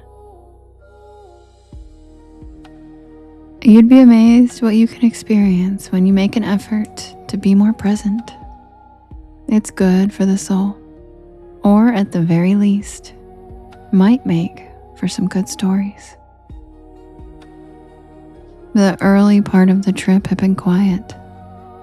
The only company I had was the occasional crow perched on a road sign or a hawk circling above. After a few hours, I found myself on an isolated stretch of highway, winding through dense trees that seemed to lean closer. And that's when I saw him. A figure standing alone by an old beaten-up sign that had decades of sun fading. The young man wore dark, simple clothes, a flannel shirt over jeans, and he carried a small worn duffel bag slung over one shoulder. He had a calm, almost expectant look, as though he had been waiting for someone or something. And against my better judgment, I slowed down, my eyes fixed on him through the windshield. There was just something in his expression, a mixture of hope and resignation, that compelled me to pull over. I still can't explain why in the world I let this random man get into the passenger seat of my car, because I know that's crazy, and I've never picked up a hitchhiker before in my life. But all I can say is this: I am someone who can feel other people's energy very well, and this man emulated light. His energy was so bright and warm, and I felt he truly needed my help. Or, at the very least, we were meant to cross paths. I could feel it.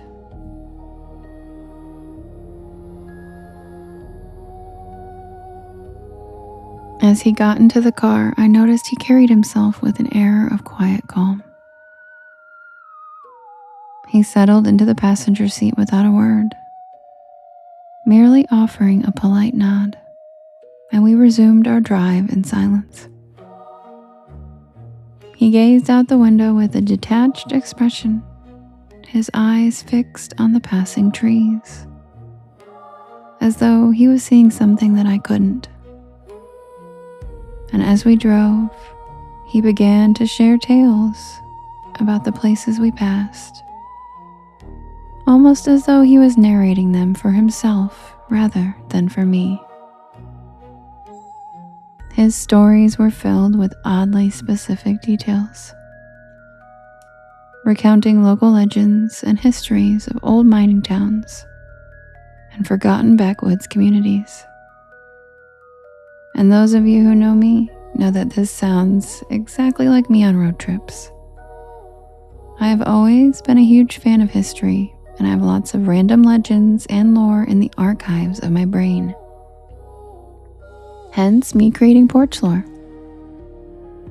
So he mentioned ghost towns that had been left behind after disasters, and towns that people abandoned suddenly where they left everything behind in a hurry. The descriptions he gave were so vivid it felt as if I was seeing them for myself.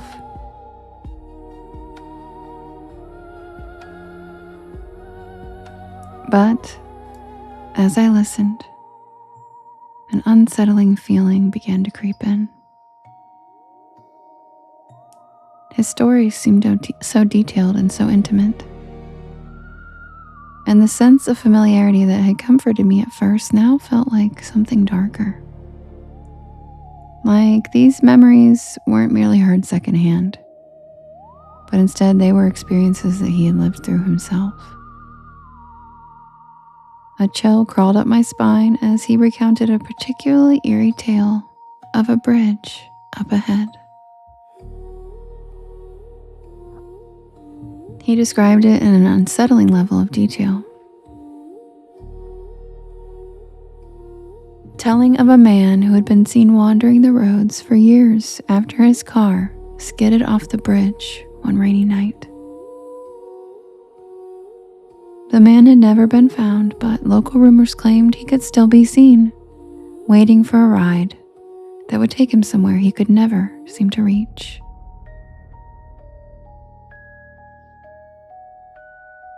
The weight of his words lingered, pressing down on the air in the car, thickening the silence between us. And I felt a compulsion to glance in the rearview mirror, as though expecting to see something behind us. But the mirror showed only the road and the blurred outline of trees. I shifted uneasily in my seat, telling myself it was just a story. But the odd familiarity in his voice made me question that. The road wound on, dusk settling in around us, and I noticed that he hadn't asked for any breaks or even taken a drink of water. There was an unnatural stillness to him, like he belonged more to the mist creeping over the road than to the seat beside me. The longer we drove, the more the atmosphere in the car shifted, taking on an oppressive quality that made me want to stop and let him out.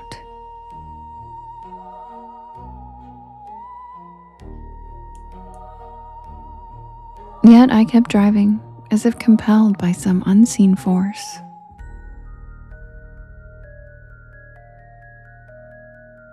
We reached the bridge just as the last of the light faded, and the old iron structure loomed out of the mist, its rusted beams casting long, spindly shadows.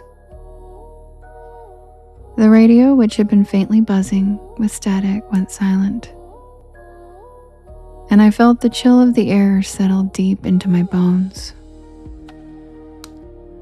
As we crossed the bridge, he sat forward slightly.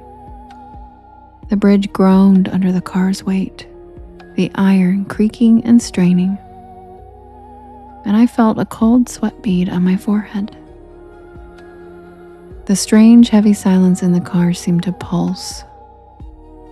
There was a quiet finality to it, as though something was about to end, or perhaps to begin. We reached the other side of the bridge, and he turned, gazing out at the fog settling over the road. He stared into my eyes, smiled, and said, "Thank you for having an open heart." Then he reached for the door, lifting his duffel bag, and he looked toward a faded roadside marker barely visible in the twilight. "Hi, Yanni." A sense of relief washed over me as he reached for the door handle and stepped out of the car. His movements measured and deliberate. And as he stood by the side of the road, he smiled at me one last time and waved as a low fog drifted across the road, obscuring him from view just for a brief moment. When the mist cleared, he was gone. I blinked, unsure if he'd stepped into the fog or if it had simply swallowed him whole. The hair on the back of my neck prickled, and I found myself gripping the wheel tighter than I had realized. I sat there for a long moment, staring into the fog over the empty road, waiting for something, though I wasn't sure what.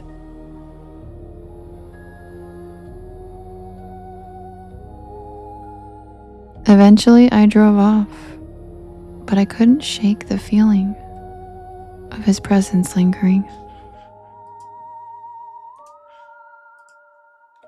Like a shadow cast across the passenger seat. The quiet inside the car felt different now, heavier somehow. I actually kind of missed his company. Days later, when I mentioned the hitchhiker to a local clerk in the next town, he gave me an odd look. And then he recounted an old story about a young man who had disappeared on the road many years ago. A traveler who had vanished without a trace. Last seen hitchhiking near the bridge on a cold autumn night. Locals said that he was still trying to get home, but some people swore they'd seen him over the years, his face blank, his bag slung over his shoulder, as he waited for a ride that would never take him to where he was going, which was just the other side of the bridge. I still don't know if he was real, or maybe I toked a little bit too much that night while cruising, but sometimes on those quiet back roads, I catch myself glancing at the passenger seat, half expecting to see him sitting there, waiting silently for the journey to begin again. And to be honest, he wasn't bad company. If I ever see him again, I will absolutely stop and pick him up. He can ride shotgun anytime.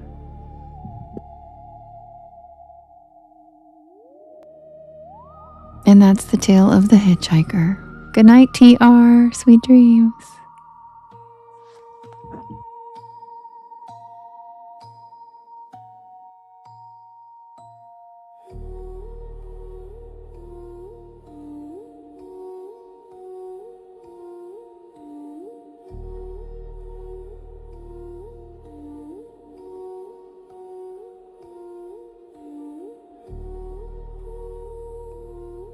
Thank you, Cats and Coffee. Thank you, Jeep. Welcome in, everybody. My name is Devin, and this is Porch Lore. And I tell spooky bedtime stories to help you relax your nervous system and fall asleep. And I'm here every night at 10 p.m. Eastern Standard Time until about 1 in the morning. Right, Jeep? I know. I really do. I'm going to set up hi Jade. I'm going to set up the next poll for us to vote for the next story, and then I'll be right back. Grab a beanbag chair, grab a hammock, and welcome to the porch. Hi Rabbit Hole. Hi Match for Fairy. Thank you for the follow. Welcome to the porch. Grab a beanbag chair, grab a hammock, sit back and relax, watch the beautiful shooting stars, and welcome to the porch. Happy Sunday. I'll be right back with the poll to vote.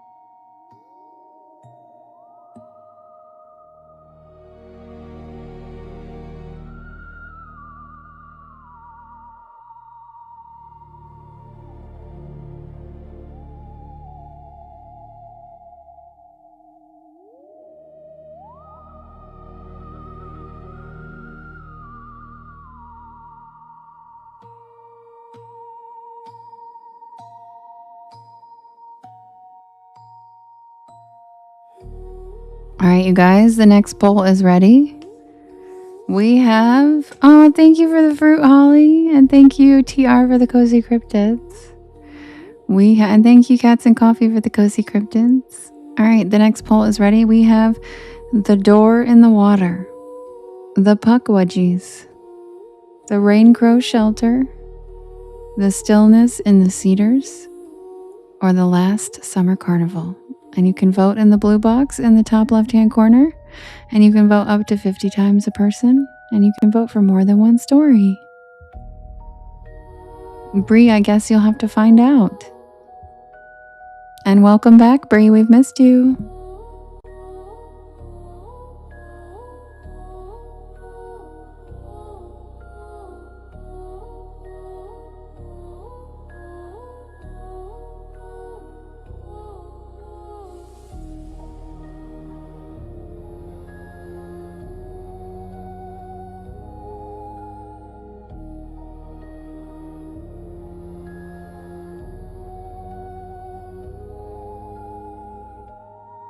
Delia, at the beginning of the live, for like the first 20 minutes, I ask people to put their requests in the chat, and then I write them all down, and then I use the list.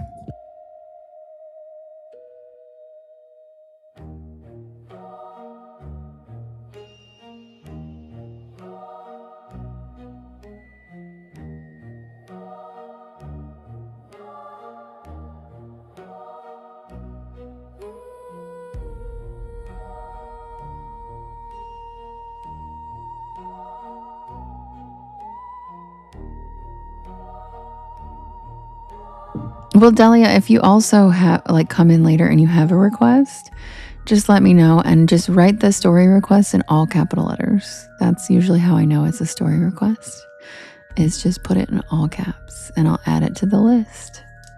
It's not like a time frame only thing. That's just usually when I ask people for their requests, but you can shoot out a request anytime you want. Janae, the new one was just on the poll and no one keeps voting for it. I put it on the poll every single time tonight and no one votes for it.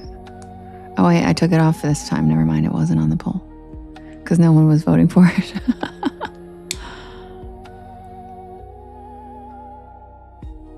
And the winner is the last summer carnival. Which swamp one, Heart? Which swamp one? The Marshlight or the Honey Island Swamp Monster? I think those are my two swamp ones.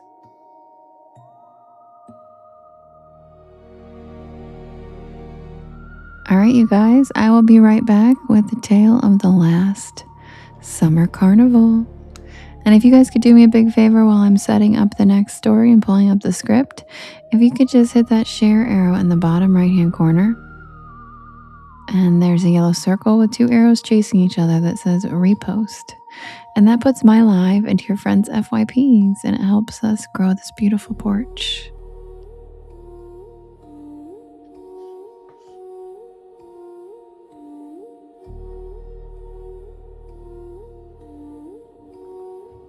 Oh, that one is the Honey Island Swamp Monster. That's the swamp one you're thinking of. The Honey Island Swamp Monster, but they both take place in Louisiana.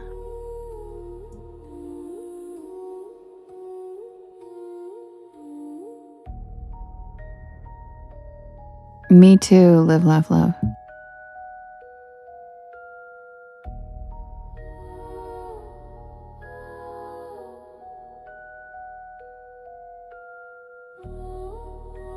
Oh, that one terrified you? Really? He was just trying to make friends.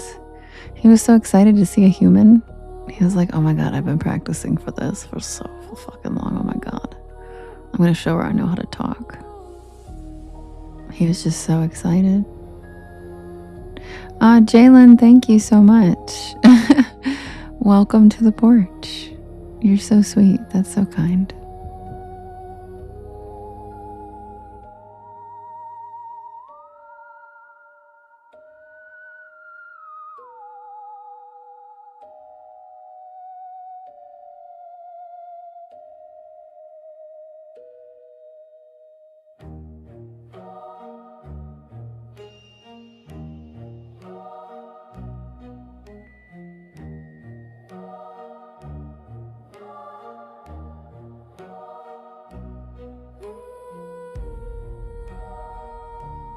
Sorry guys, I got a puzzle piece, and half the time when it does that, it freezes and it won't let me move my mouse off of the background. So I have to do the puzzle piece with my mouse locked on the background, and then it moves my damn background. So sorry guys.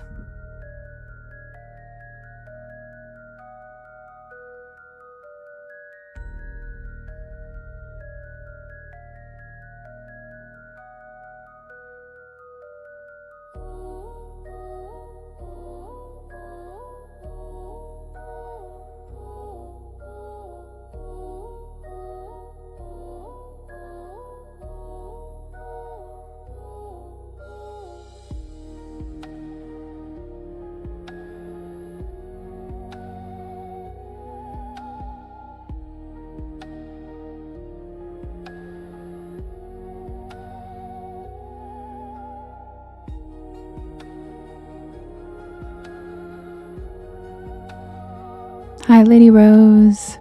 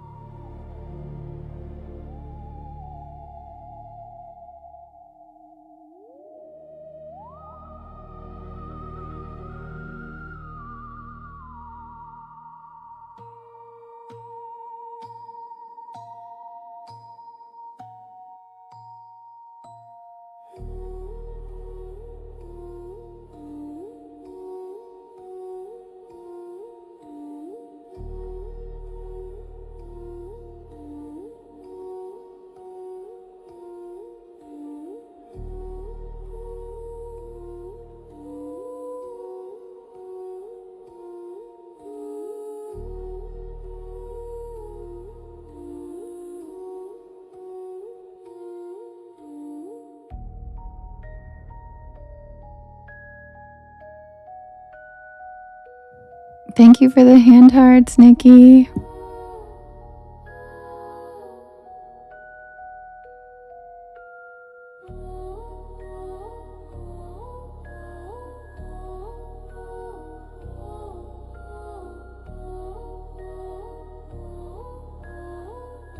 Thank you, Live, Love, Love. The backgrounds move on YT. So the Ferris wheel actually slowly spins on YT. But on here, I can only do that with our major image, the porch. I can't do that with every... It's stupid, but it won't let me do that.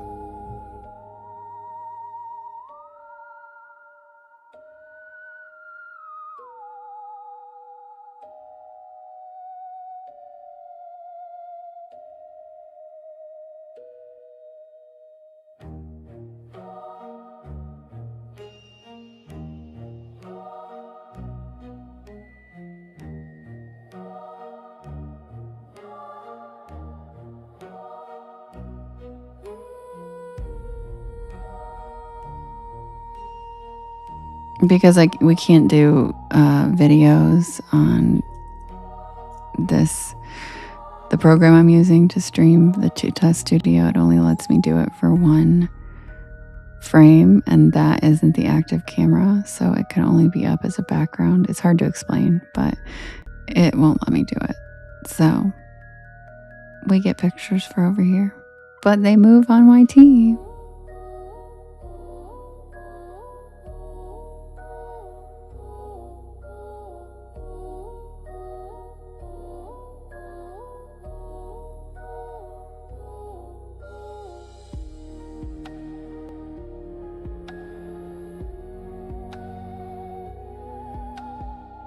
And yes, Delia, thank you for noticing. I do use similar color schemes for all of my backgrounds. Usually a shade of purples or greens. So usually when I edit it, I kind of do a monochrome wash of purple for this one. So it made things look pink and purple and really pretty, I thought.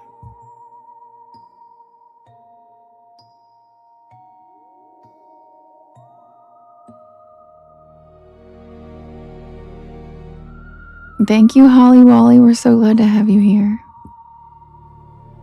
Thank you, Delia. I enjoy making the backgrounds. I enjoy making sure they are like a cool thing to look at while you want to, like, I try to make them to where you look at it and you feel like you're there, you know? I try to make them immersive feeling.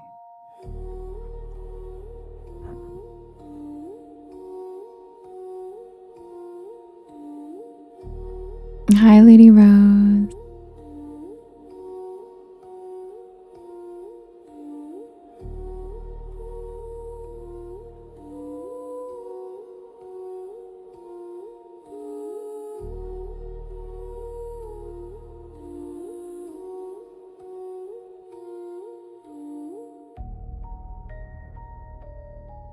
I'm so glad you made it home safe, Tanya.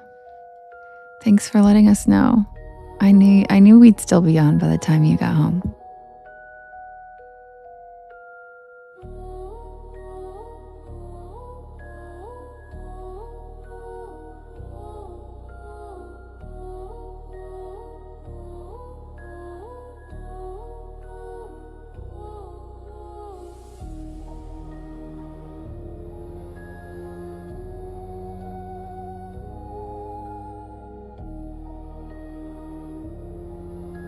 That sounds delicious. Live, love, laugh. I would tell everybody that too.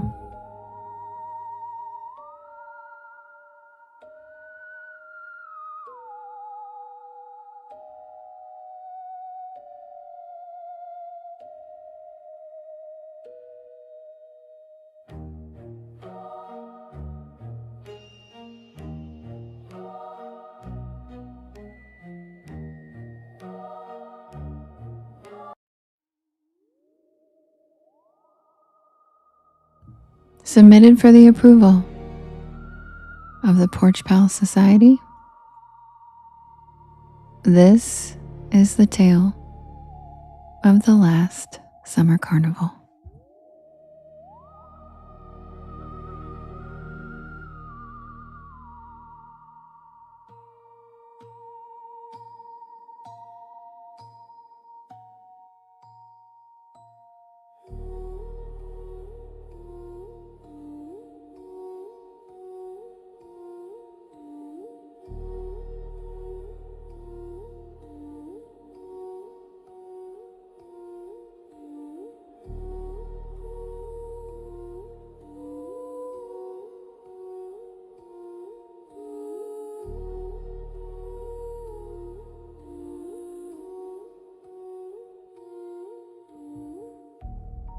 Lulu and I took the long way on purpose.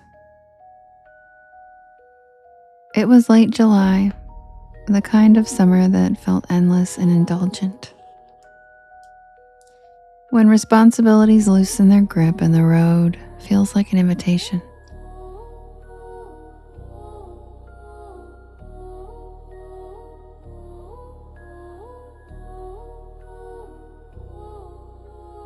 We were halfway through a road trip that had no strict itinerary.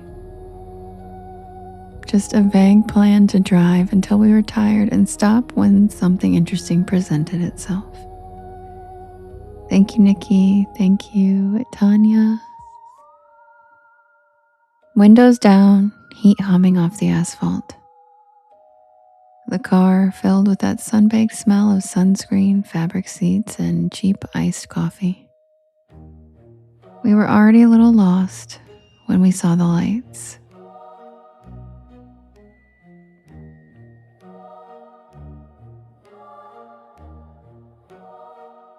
They appeared suddenly, just beyond a curve in the road, bright and colorful against the encroaching dusk.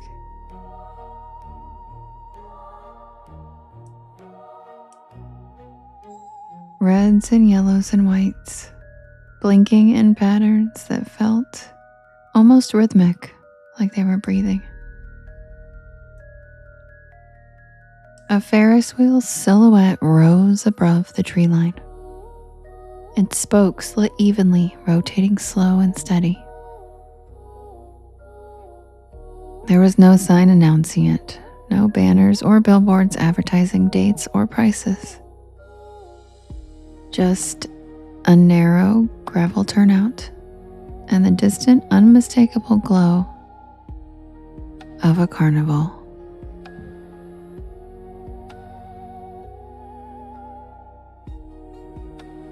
We hadn't seen another car in miles. It felt spontaneous and perfect in a way that only summer detours ever do. We pulled off without much discussion, gravel crunching under the tires. The heat of the day finally starting to break as the sun slipped lower.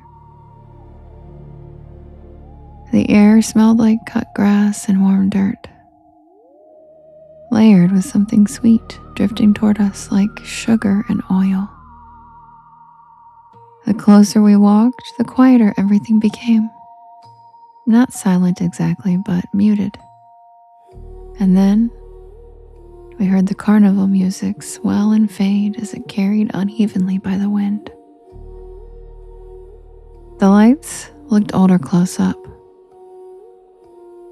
Bulbs slightly clouded, wiring exposed in places where it probably shouldn't have been. Still, the place felt alive.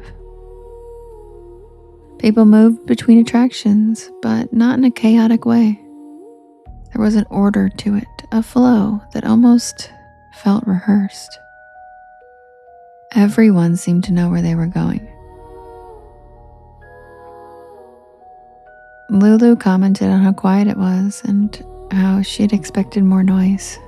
I shrugged it off, thinking, well, it is a small town, maybe it's just a small local thing winding down for the night. The ground beneath our feet was packed dirt instead of pavement, and it was worn smooth by years of foot traffic. I noticed there were no ticket booths at the entrance and no prices listed anywhere. We just wandered in. The first game we passed involved glass bottles stacked impossibly high. The attendant stood motionless behind the counter, posture straight, eyes fixed ahead. The prizes hanging above were sun-faded stuffed animals, their smiles permanently stitched, their fur dull from exposure. When someone stepped up to play, the attendant moved efficiently, without any of the usual exaggerated gestures or encouragement. And the bottles fell the same way every time. collapsing with a dull, hollow sound that didn't quite echo.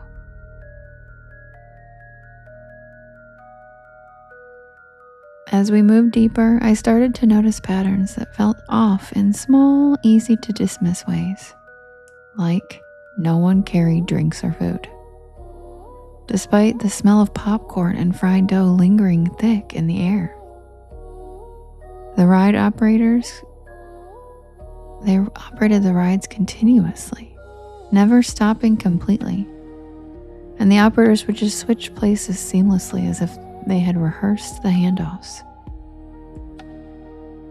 Faces passed us again and again, familiar without being recognizable, like we were circling through a limited cast. The Ferris wheel drew us in eventually, and from below, the lights were almost hypnotic, rotating in slow, deliberate cycles.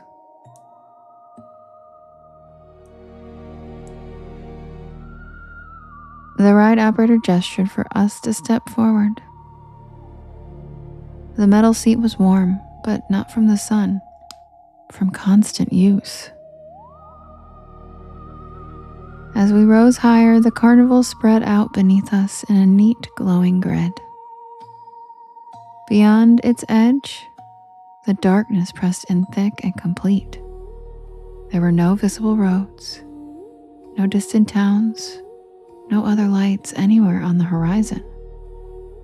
At the top, the wheel slowed, lingering longer than I'd expected.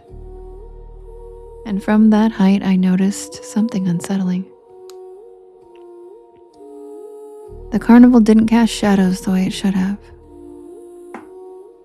The lights illuminated surfaces, but the ground beneath people's feet remained evenly lit, flat and depthless. When we descended and stepped off, I felt a strange relief, like I had been holding my breath the whole time without realizing it. We wandered past a sideshow tent next, its canvas patched in yellow, lettering hand-painted and cracked. Inside, displays lined the walls, telling stories through photographs and artifacts. Performers and workers were featured prominently, their names written beneath their images. Dates were included, but they didn't follow any logical progression. Some spanned decades, others ended abruptly. But I noticed that no one seemed to age between the photographs. Their faces remained consistent. Lulu and I didn't say anything to each other. It was almost like we had an unspoken agreement at this point to just keep moving. And the longer we stayed, the more tired we felt. Like the place was leaching out all of our energy. We both felt drained.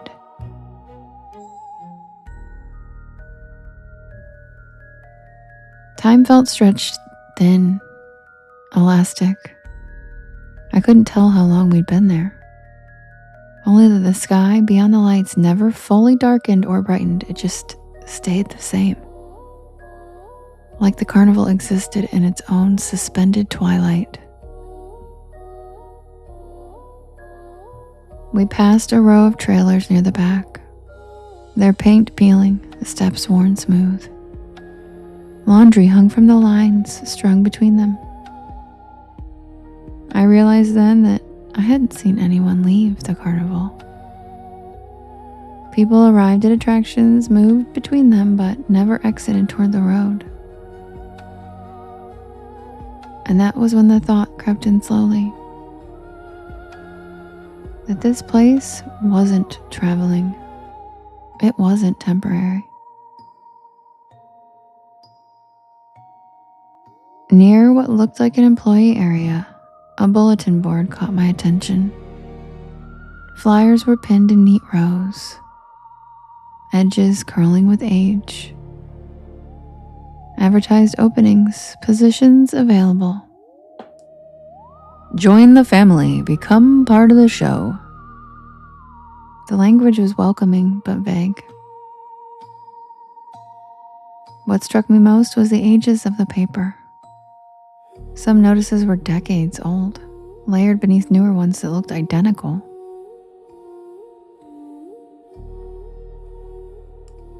I looked at Lulu and she looked at me, and in that moment, we had a shared understanding that whatever this place was not safe. We turned back toward the entrance, moving faster now, but trying not to draw attention. And that was when I noticed the staff was watching us.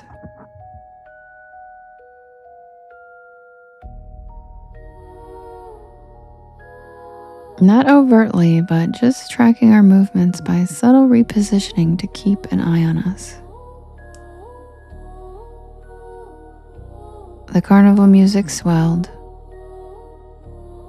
and we started passing familiar attractions again, like we were looping back around, despite our attempts to move straight. The layout of the carnival appeared to be changing. It no longer made sense. Near the Ferris wheel, I saw a familiar face among the staff. Someone I swore I saw earlier as a guest. Their expression was serene, fixed. Their eyes were glazed over like they were in a trance. And that was when the realization finally started to sink in. The people working here weren't employees in the usual sense. They were retained, kept, recruited into permanence. The carnival didn't hire people. It claimed them. We broke into a run, pushing past bodies when the exit appeared suddenly. The gravel path re-emerging like a lifeline. No one followed us beyond the edge. The lights dimmed the moment we crossed back into the darkness, and the music cut off mid-note.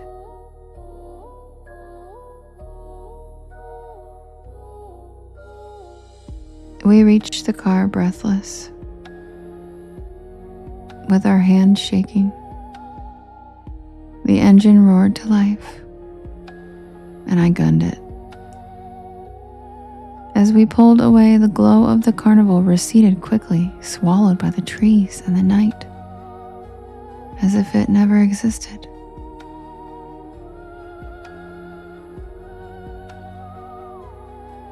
We drove for miles after that in complete silence.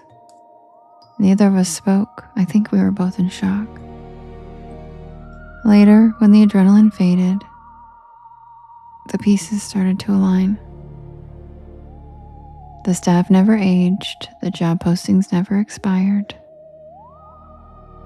It wasn't a business. It was a waiting room.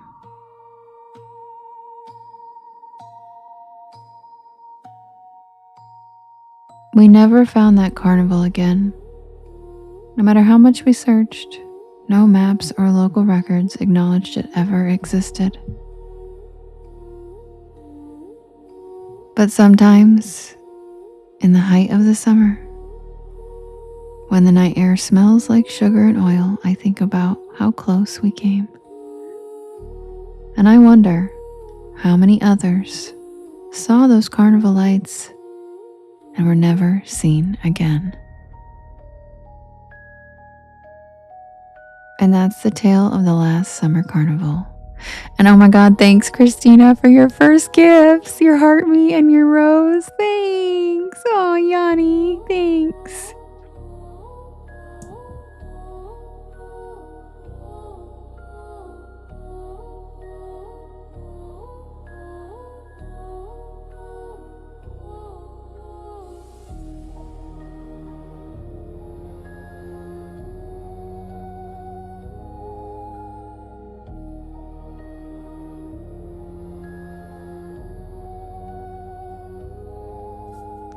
All right, welcome in everybody.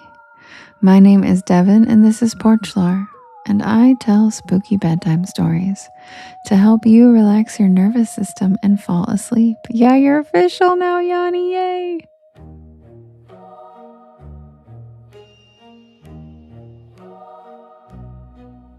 No, live, love, laugh. I like the carnival too.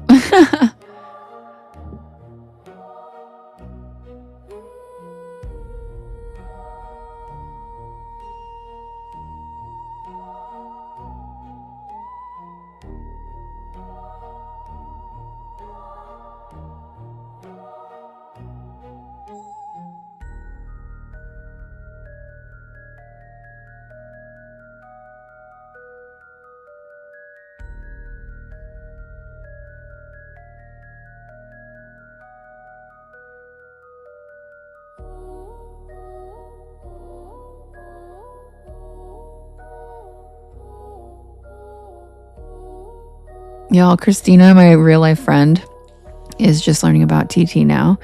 Like she's just getting the hang of it and like starting to really dive into it. She's done it before, but so she just gave her first gifts ever to the porch to me. And she said that she couldn't watch any longer without the stickers. She wanted the stickers. I love you, Christina. Thanks, boo boo. By the way, Christina's going to be in not this week's story, but next week's story. Mwah.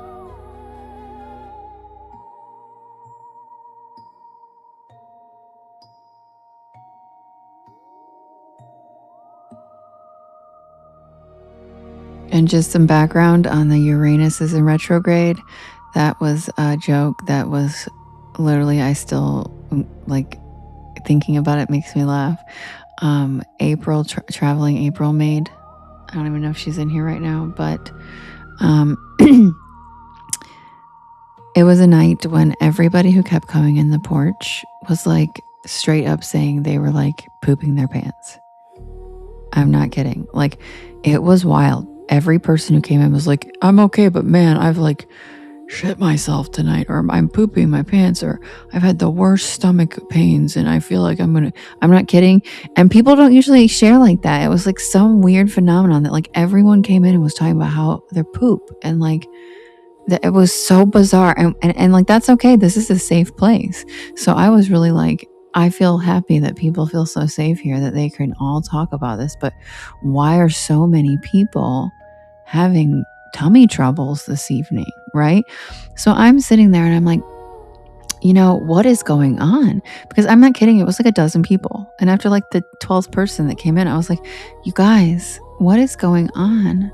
Because, and I jokingly said, is it something with the planets alignment or the stars? What is going on? Because everybody has tummy troubles tonight. Everybody's stomach hurts. Nobody's stomach feels good. And April, without even skipping a beat, she responds with, yes, Uranus is in retrograde.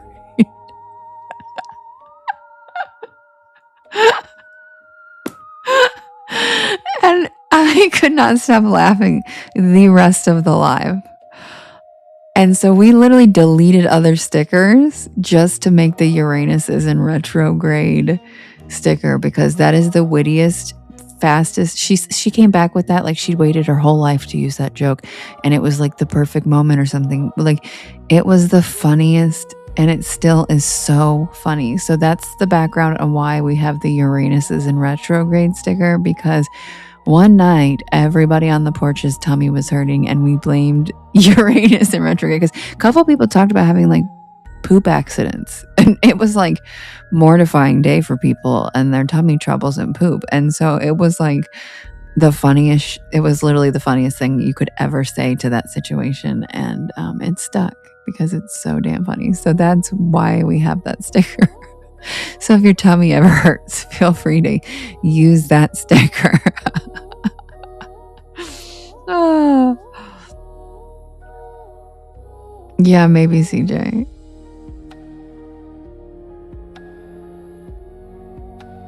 Rodney, that's hilarious. He said, I thought it was the carne asada I made. So yeah, that's the Uranus in retrograde. That's so funny, right?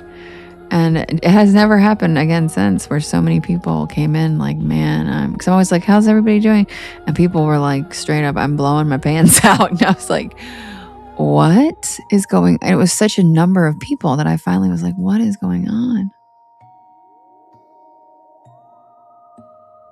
I never have either, CJ. I love TB. And this is my favorite sticker. Witch kitty. Wizard kitty. It's a fat little kitty that's a wizard, and it's Merlin, basically. I mean, that's not what Merlin looks like. That's a famous gif, but it's so cute. Yeah, meow. Waby. Yeah, my Waby. My Waby. My wizard baby. You said Taco Hell, and you know what came to my mind immediately, Christina and everybody? Seahorse, see hell. Have a seahorse party? Who didn't invite me?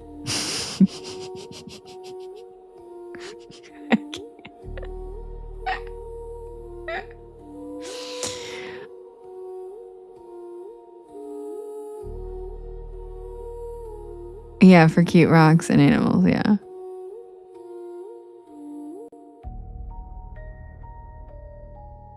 Oh God, not Fartgate. I forgot about Fartgate. God, I couldn't breathe during Fartgate. I couldn't even finish that story. I could not breathe. I was laughing so hard. Yeah, can I pet that cat? Can I pet that dog? Can I pet that cat? Yeah, I know TB means tuberculosis, but that's what I call Taco Bell. Sometimes I call it T-Busy. But I've always called it that. I'm a long-time Taco Bell lover that I literally have a nickname for it. That's how much I like Taco Bell. Yeah, Jane said same thing. Yeah, Taco Bell, tuberculosis, same thing. What do I eat there? I eat a Mexican pizza with no tomatoes, a chicken quesadilla, and usually just those two. But depending on if I'm feeling like I want a snack, I never eat it all. I just take bites of everything. But otherwise, sometimes I'll do a crunchy taco or a soft taco. Sometimes I like gorditas, but they keep getting rid of them. So, and then I learned a trick where I asked for a chalupa not fried, because that's literally a fucking gordita. And then they caught on and they were like, no, we can't do that. Why? It just don't fry it. It's the same thing. What? So I even tried to sneak it, and the quickest response, yeah, because I'm a hardcore Taco Bell lover. I have been my whole life. Hi, Misty Day. Yeah, yes, came at Taco Bell. Taco Bell's great. It's the best. It's the best fast food. They don't fry anything. Nothing's fried. It's delicious. It's actually the best for you. It's just straight up like lettuce, beans, and meat. It's so good. So good. Okay. You guys know what time it is. It's grilled cheese time. Yeah, tacos are so good. That's because food's good. Mostly because of the grilled cheese story, though. The grilled cheese story always brings up people talking about food. But food's good. I'm the tree meister. I count on them. I rely on them. Hi, Auntie Anna. Welcome back, cutie. Hi, beautiful. Hi, Misbehavin'. Yeah, we're about to start the last story. You made it just in time. And welcome in, everybody. If you're new here, my name is Devin, and this is Porch Lore. And I tell spooky bedtime stories to help you relax your nervous system and fall asleep. And I'm here every night from 10 p.m. Eastern Standard Time till about 1 in the morning. I do write and record all these stories myself, and if you'd like to listen to them anytime, they are all available on my YT channel, as well as all of the podcast streaming sites. And now, my live recordings are also on YT. Because I am, in fact, live on YT right now, as well as T-Witch. So hello to the Porch Pals over there watching too. Thanks for being here.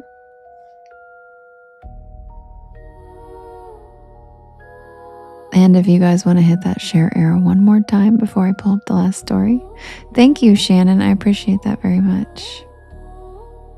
There's a yellow circle that says repost, and that puts my live into your friends' FYPs, and it helps us grow our beautiful porch here. Also, thank you everybody tonight for the beautiful gifts. Tanya, thank you for the cozy cryptids. Antiana, Misbehavin', thank you guys. Thank you for all of the tapping you've done this evening. And don't forget that tomorrow,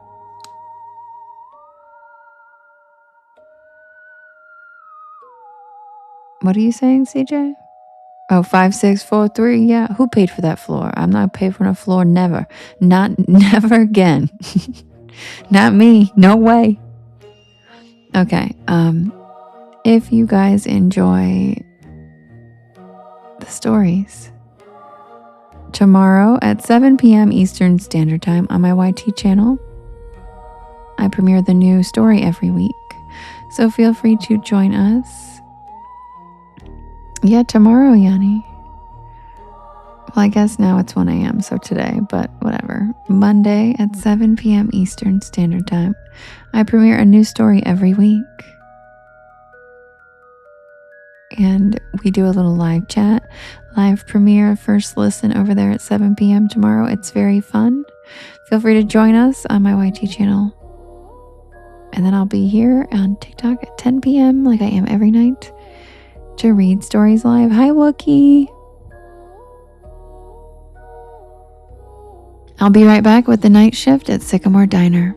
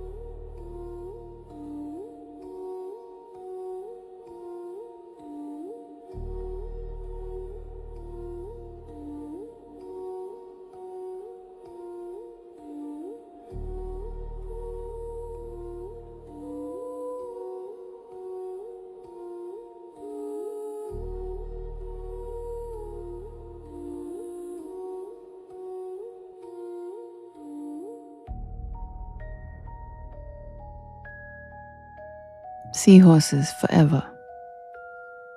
Mr. Balloon Hands, look at those things.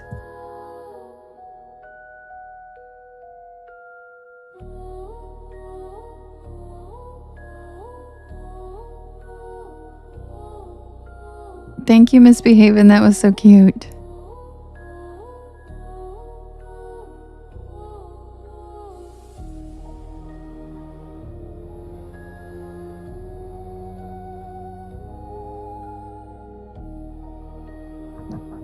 Not my chair, not my problem.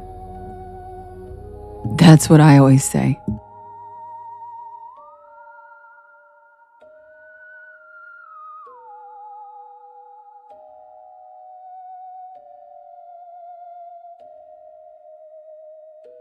Lighthouses rule. I love them. Thank you, Wookie. Thank you, Decaption, too.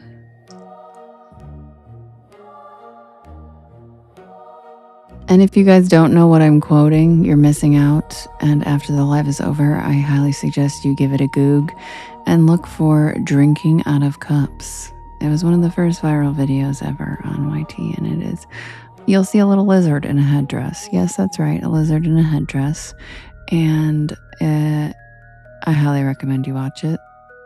Maybe a couple times to let it really sink in, because it's still one of the funniest videos that ever existed on the internet. And I'll die on that hill. I don't care what anybody says. It is one of the funniest. It's ridiculous. So anyway, that's what I'm quoting. This guy thinks he's an Indian. Look at him going all bossa nova.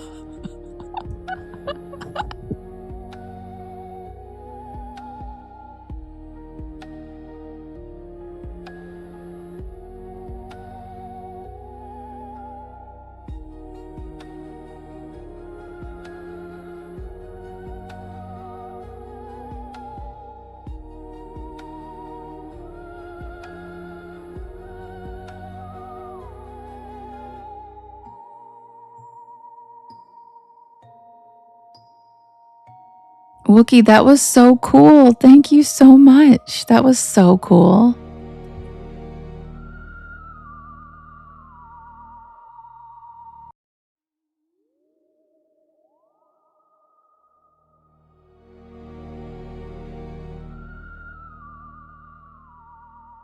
Mr. Walkway, lead me to the building. No way.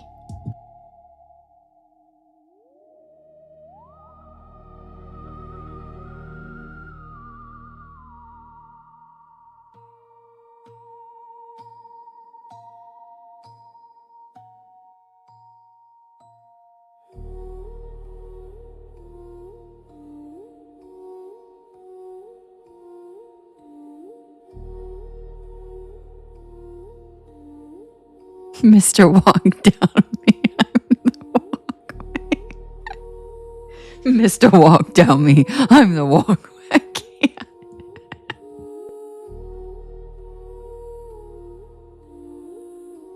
I feel like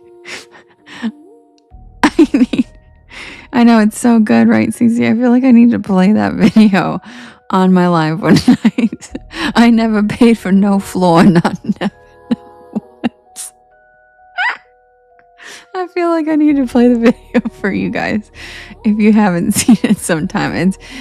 It's just one of those things that you can't stop quoting, and once you start quoting it, it's the funniest thing in the world. I can't? Oh yeah, you're right. Wait, why? Yeah, give it a goog, Shannon. CJ says he doesn't think I can play it on TT. You're probably right. Give it a goog after the last story. It's called, it says a word that's not allowed. Oh, okay. And it's called Drinking Out of Cups. And you'll see a little lizard cartoon looking dude with a headdress on, and his friends animated it over the crazy stuff he was saying when he was not in his right mind, and it's hilarious. Yeah, what does this guy think he's Captain tying knots? You need a knot tied. You go to him. It's like, I'm trying to know. Was it like the people he was thinking of, like, because they were at a party. I'm like, he was literally like roasting people at the party. Oh my god.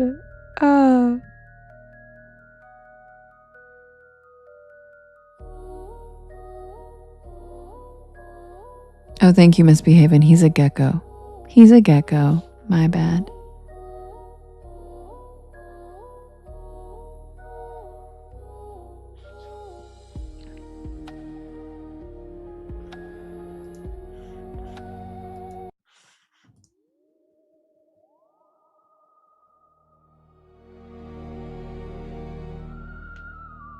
You see, Wookie gets it. I love seashells, seahorses. Seahorse, sea hell. Look at that. Who had a seahorse party and didn't invite me? My favorite is the one where he's like, penalist. Do you know how penalized? He like speaks in gibberish. I can't. I don't know why, but that video is literally the best way to get me to laugh the whole time.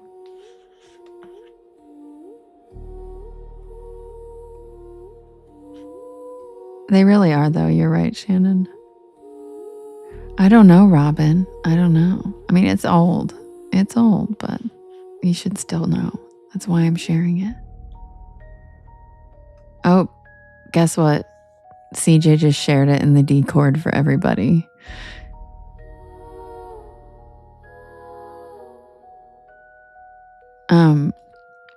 He just shared it in the Discord with everybody, so you can find it there. Yeah. All right. Submitted for the approval of the Porch Pal Society. This is the tale of the night shift at Sycamore Diner.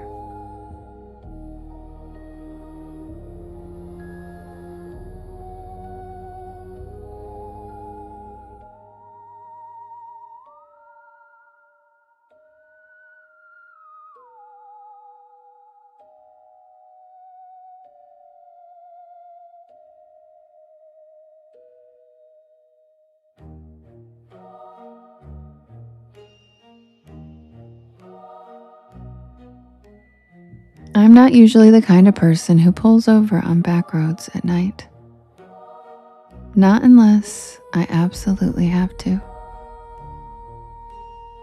But that night, something about the storm, the long drive, and that growling pit in my stomach convinced me otherwise. I was hungry. Thank you, Tracy. Thank you, Shannon.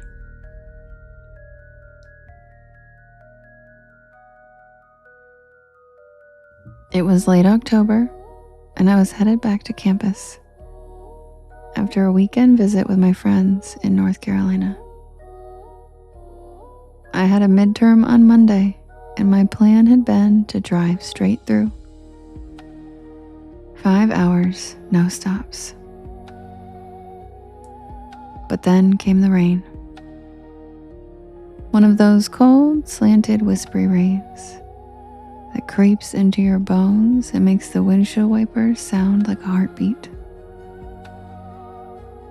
I had taken the wrong exit, trying to bypass traffic, and I ended up on a 2-lane back road, surrounded by nothing but pine trees and power lines. And that's when I saw the neon sign. SYCAMRE Diner. The O in Sycamore was flickering like it hadn't worked right in years. But the rest was lit up in a cherry red neon. A tiny beacon in the middle of nowhere. I figured I'd grab a quick bite, maybe some coffee, check my map, and get back on the highway. But I should have just kept driving. I should have known something was off the second I stepped inside.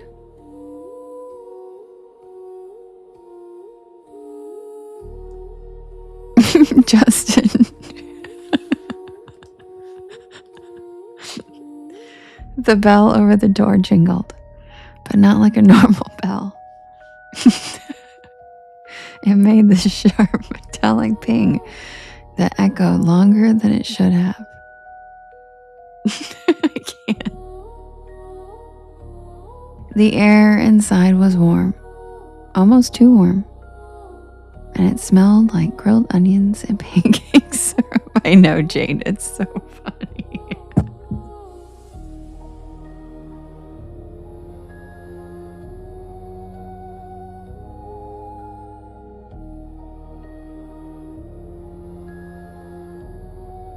Okay, the place looked like it had been yanked straight from 1957.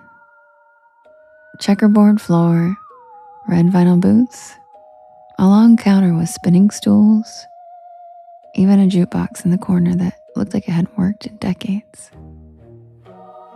And the people They all stopped and looked at me the second I walked in. Not in a rude way, just quiet, like they weren't expecting me. Like I'd walked into the middle of a sentence that no one wanted to finish. A waitress, tall, with a beehive hairdo and a light blue uniform, smiled and waved me over. "You get caught in the rain, sweetheart," she said, handing me a laminated menu. I nodded, still trying to shake off that weird feeling. Yeah, the highway's a mess. She chuckled and patted my shoulder. "Well, you're safe here. Sycamore's always open for travelers." I sat down at a corner booth. The vinyl creaked, and I remember the jukebox shifted songs by itself and started playing some slow doo-wop ballad that I didn't recognize. I looked around and everyone looked normal. Sort of. There was a trucker with a thick gray beard drinking coffee at the counter. "Good night, Cece." A young couple whispering to each other in a booth by the jukebox, and an older woman stirring tea like she was lost in thought. But they all had the same look in their eyes, like they were there, but also somewhere else. Like they were watching me out of the corner of their eyes, even when they were looking down. The waitress came back with coffee. Strong, hot, and surprisingly good. And I ordered a grilled cheese with fries. Simple, safe. She wrote it down with one of those clicky pens and said, "Don't worry, it's on the house tonight." And that was my second red flag. No diner just gives food away. While I waited, I took out my phone to check the map. No signal, and I mean nothing.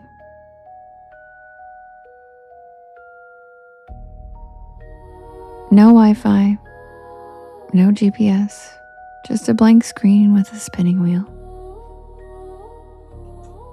I glanced out the foggy window, and the storm was still going, but now the wind had picked up. I could see the power lines swaying like jump ropes in the dark. But the diner stayed perfectly lit. Not even a flicker.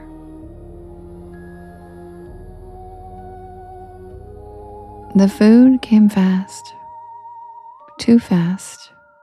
Like under 5 minutes. But it looked amazing.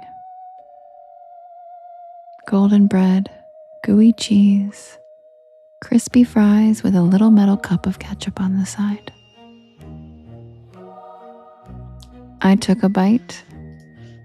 Delicious. I mean, I've eaten at a lot of diners, greasy spoons, college joints, and roadside shacks, but this was the best grilled cheese I've ever had. The fries were perfect, and the coffee never ran out. Every time I took a sip, it was somehow full again.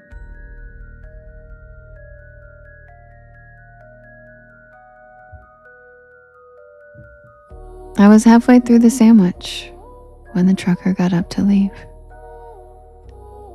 He walked right past my table, nodded once, and whispered, "Don't stay past midnight." That's all he said. What? But he was already out the door. The waitress gave me a tight smile and walked over, collecting his empty mug. Old Earl, he's always saying weird stuff.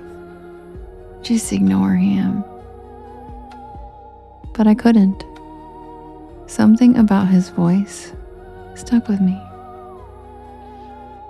Something about the way he looked at me, not like I was a customer, but like I was in danger.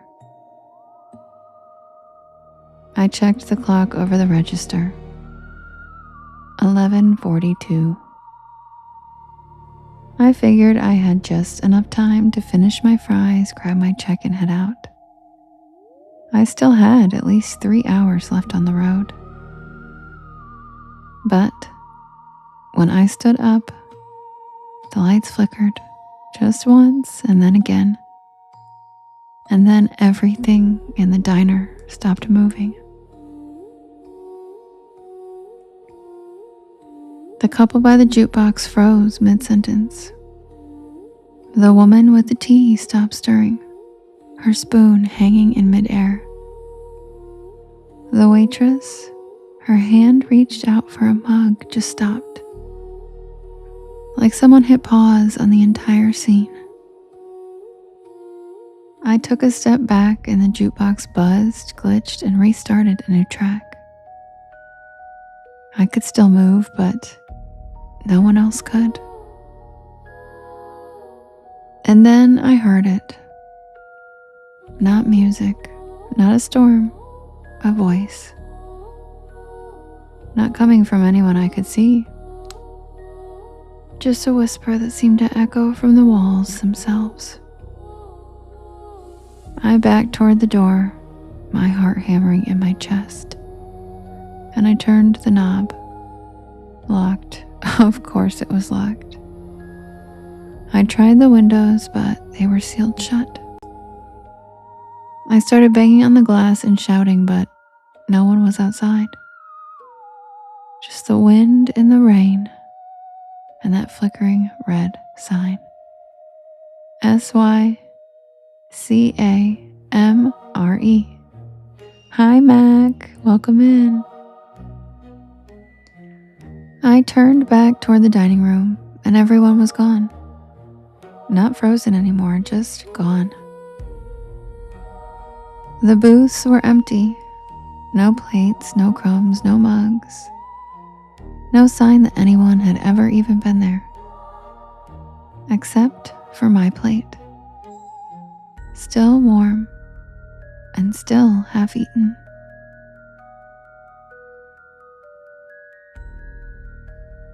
And then I saw the waitress. She was standing by the kitchen doors, her silhouette backlit by flickering fluorescent light. Her face was wrong. The same smile, but her eyes were empty. Black and endless, like someone had painted over them. "You shouldn't be here, honey," she said in that same cheerful voice. "Not yet." I stumbled back, knocking over a chair as she took one slow step toward me. And the others, they were waiting, but you just wandered in. Then she raised a hand, and the walls began to shimmer. Literally shimmer, like heat waves on asphalt. The checkered floor rippled, and the red booths started to fade, becoming outlines and then shadows, and then nothing. And then I saw it. Underneath the illusion. Charred wood, cracked tile, broken beams, and black soot. Like the diner had burned down long ago. I ran. I don't even remember how I got out. One second I was inside, and the next, I was on the side of the road, soaked to the bone and gasping for air. My car was still there, parked on gravel that didn't even look like a lot anymore. Just weeds and puddles. No neon sign, no glowing windows, just nothing. I drove back to campus that night in silence. No music, no Porch Lore podcast. I kept glancing in the rear view mirror, half expecting to see that red neon flicker back to life.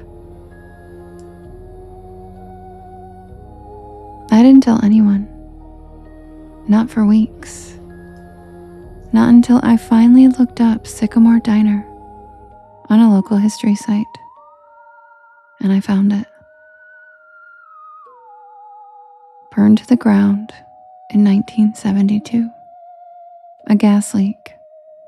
The whole place went up at midnight. And everyone inside was killed. 5 patrons, a waitress, and a cook. The photo in the article? The same checkerboard floor, the same red boots, the same neon sign. SYCAMORE.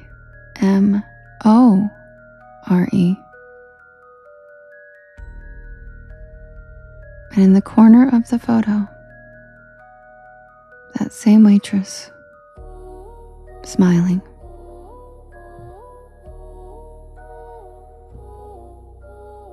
I never took that back road again. I don't even drive at night anymore if I can help it.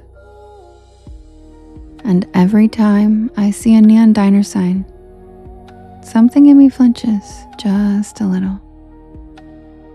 Because I know I was there. And I know I wasn't supposed to be. But the part that keeps me up sometimes, the part that really makes my stomach turn,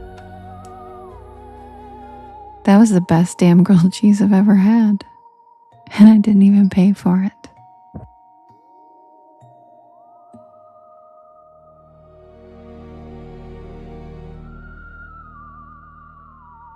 And that's the tale of the night shift at Sycamore Diner.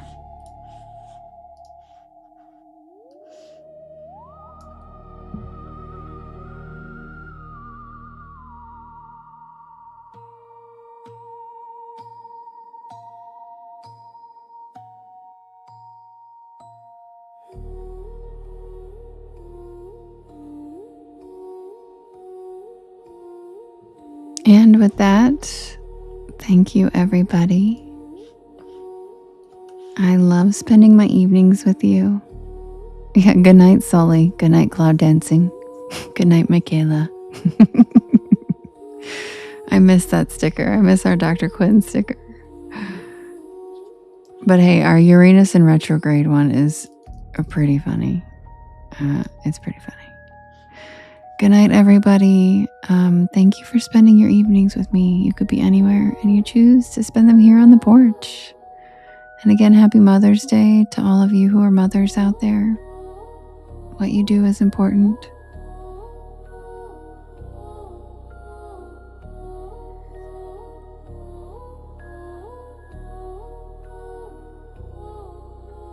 And again, if you guys can't make it to the premiere tomorrow live on my YT at 7 p.m., I will see you guys here again tomorrow at 10 p.m. for bedtime stories. And I hope you guys get some lovely sleep, and I hope you have some wonderful dreams. If you aren't able to fall asleep, check out my YT channel. There is a playlist called Bedtime Stories where you can listen to all of these and hit play or on loop and shuffle and listen to them all night. Also, now all of these lives are being posted on my YT as well.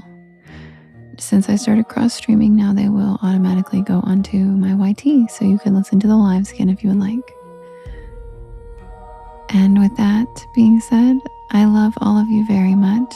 Thank you for spending your time with me. And I will see you guys again tomorrow. Sweet dreams, and don't forget, stay spooky.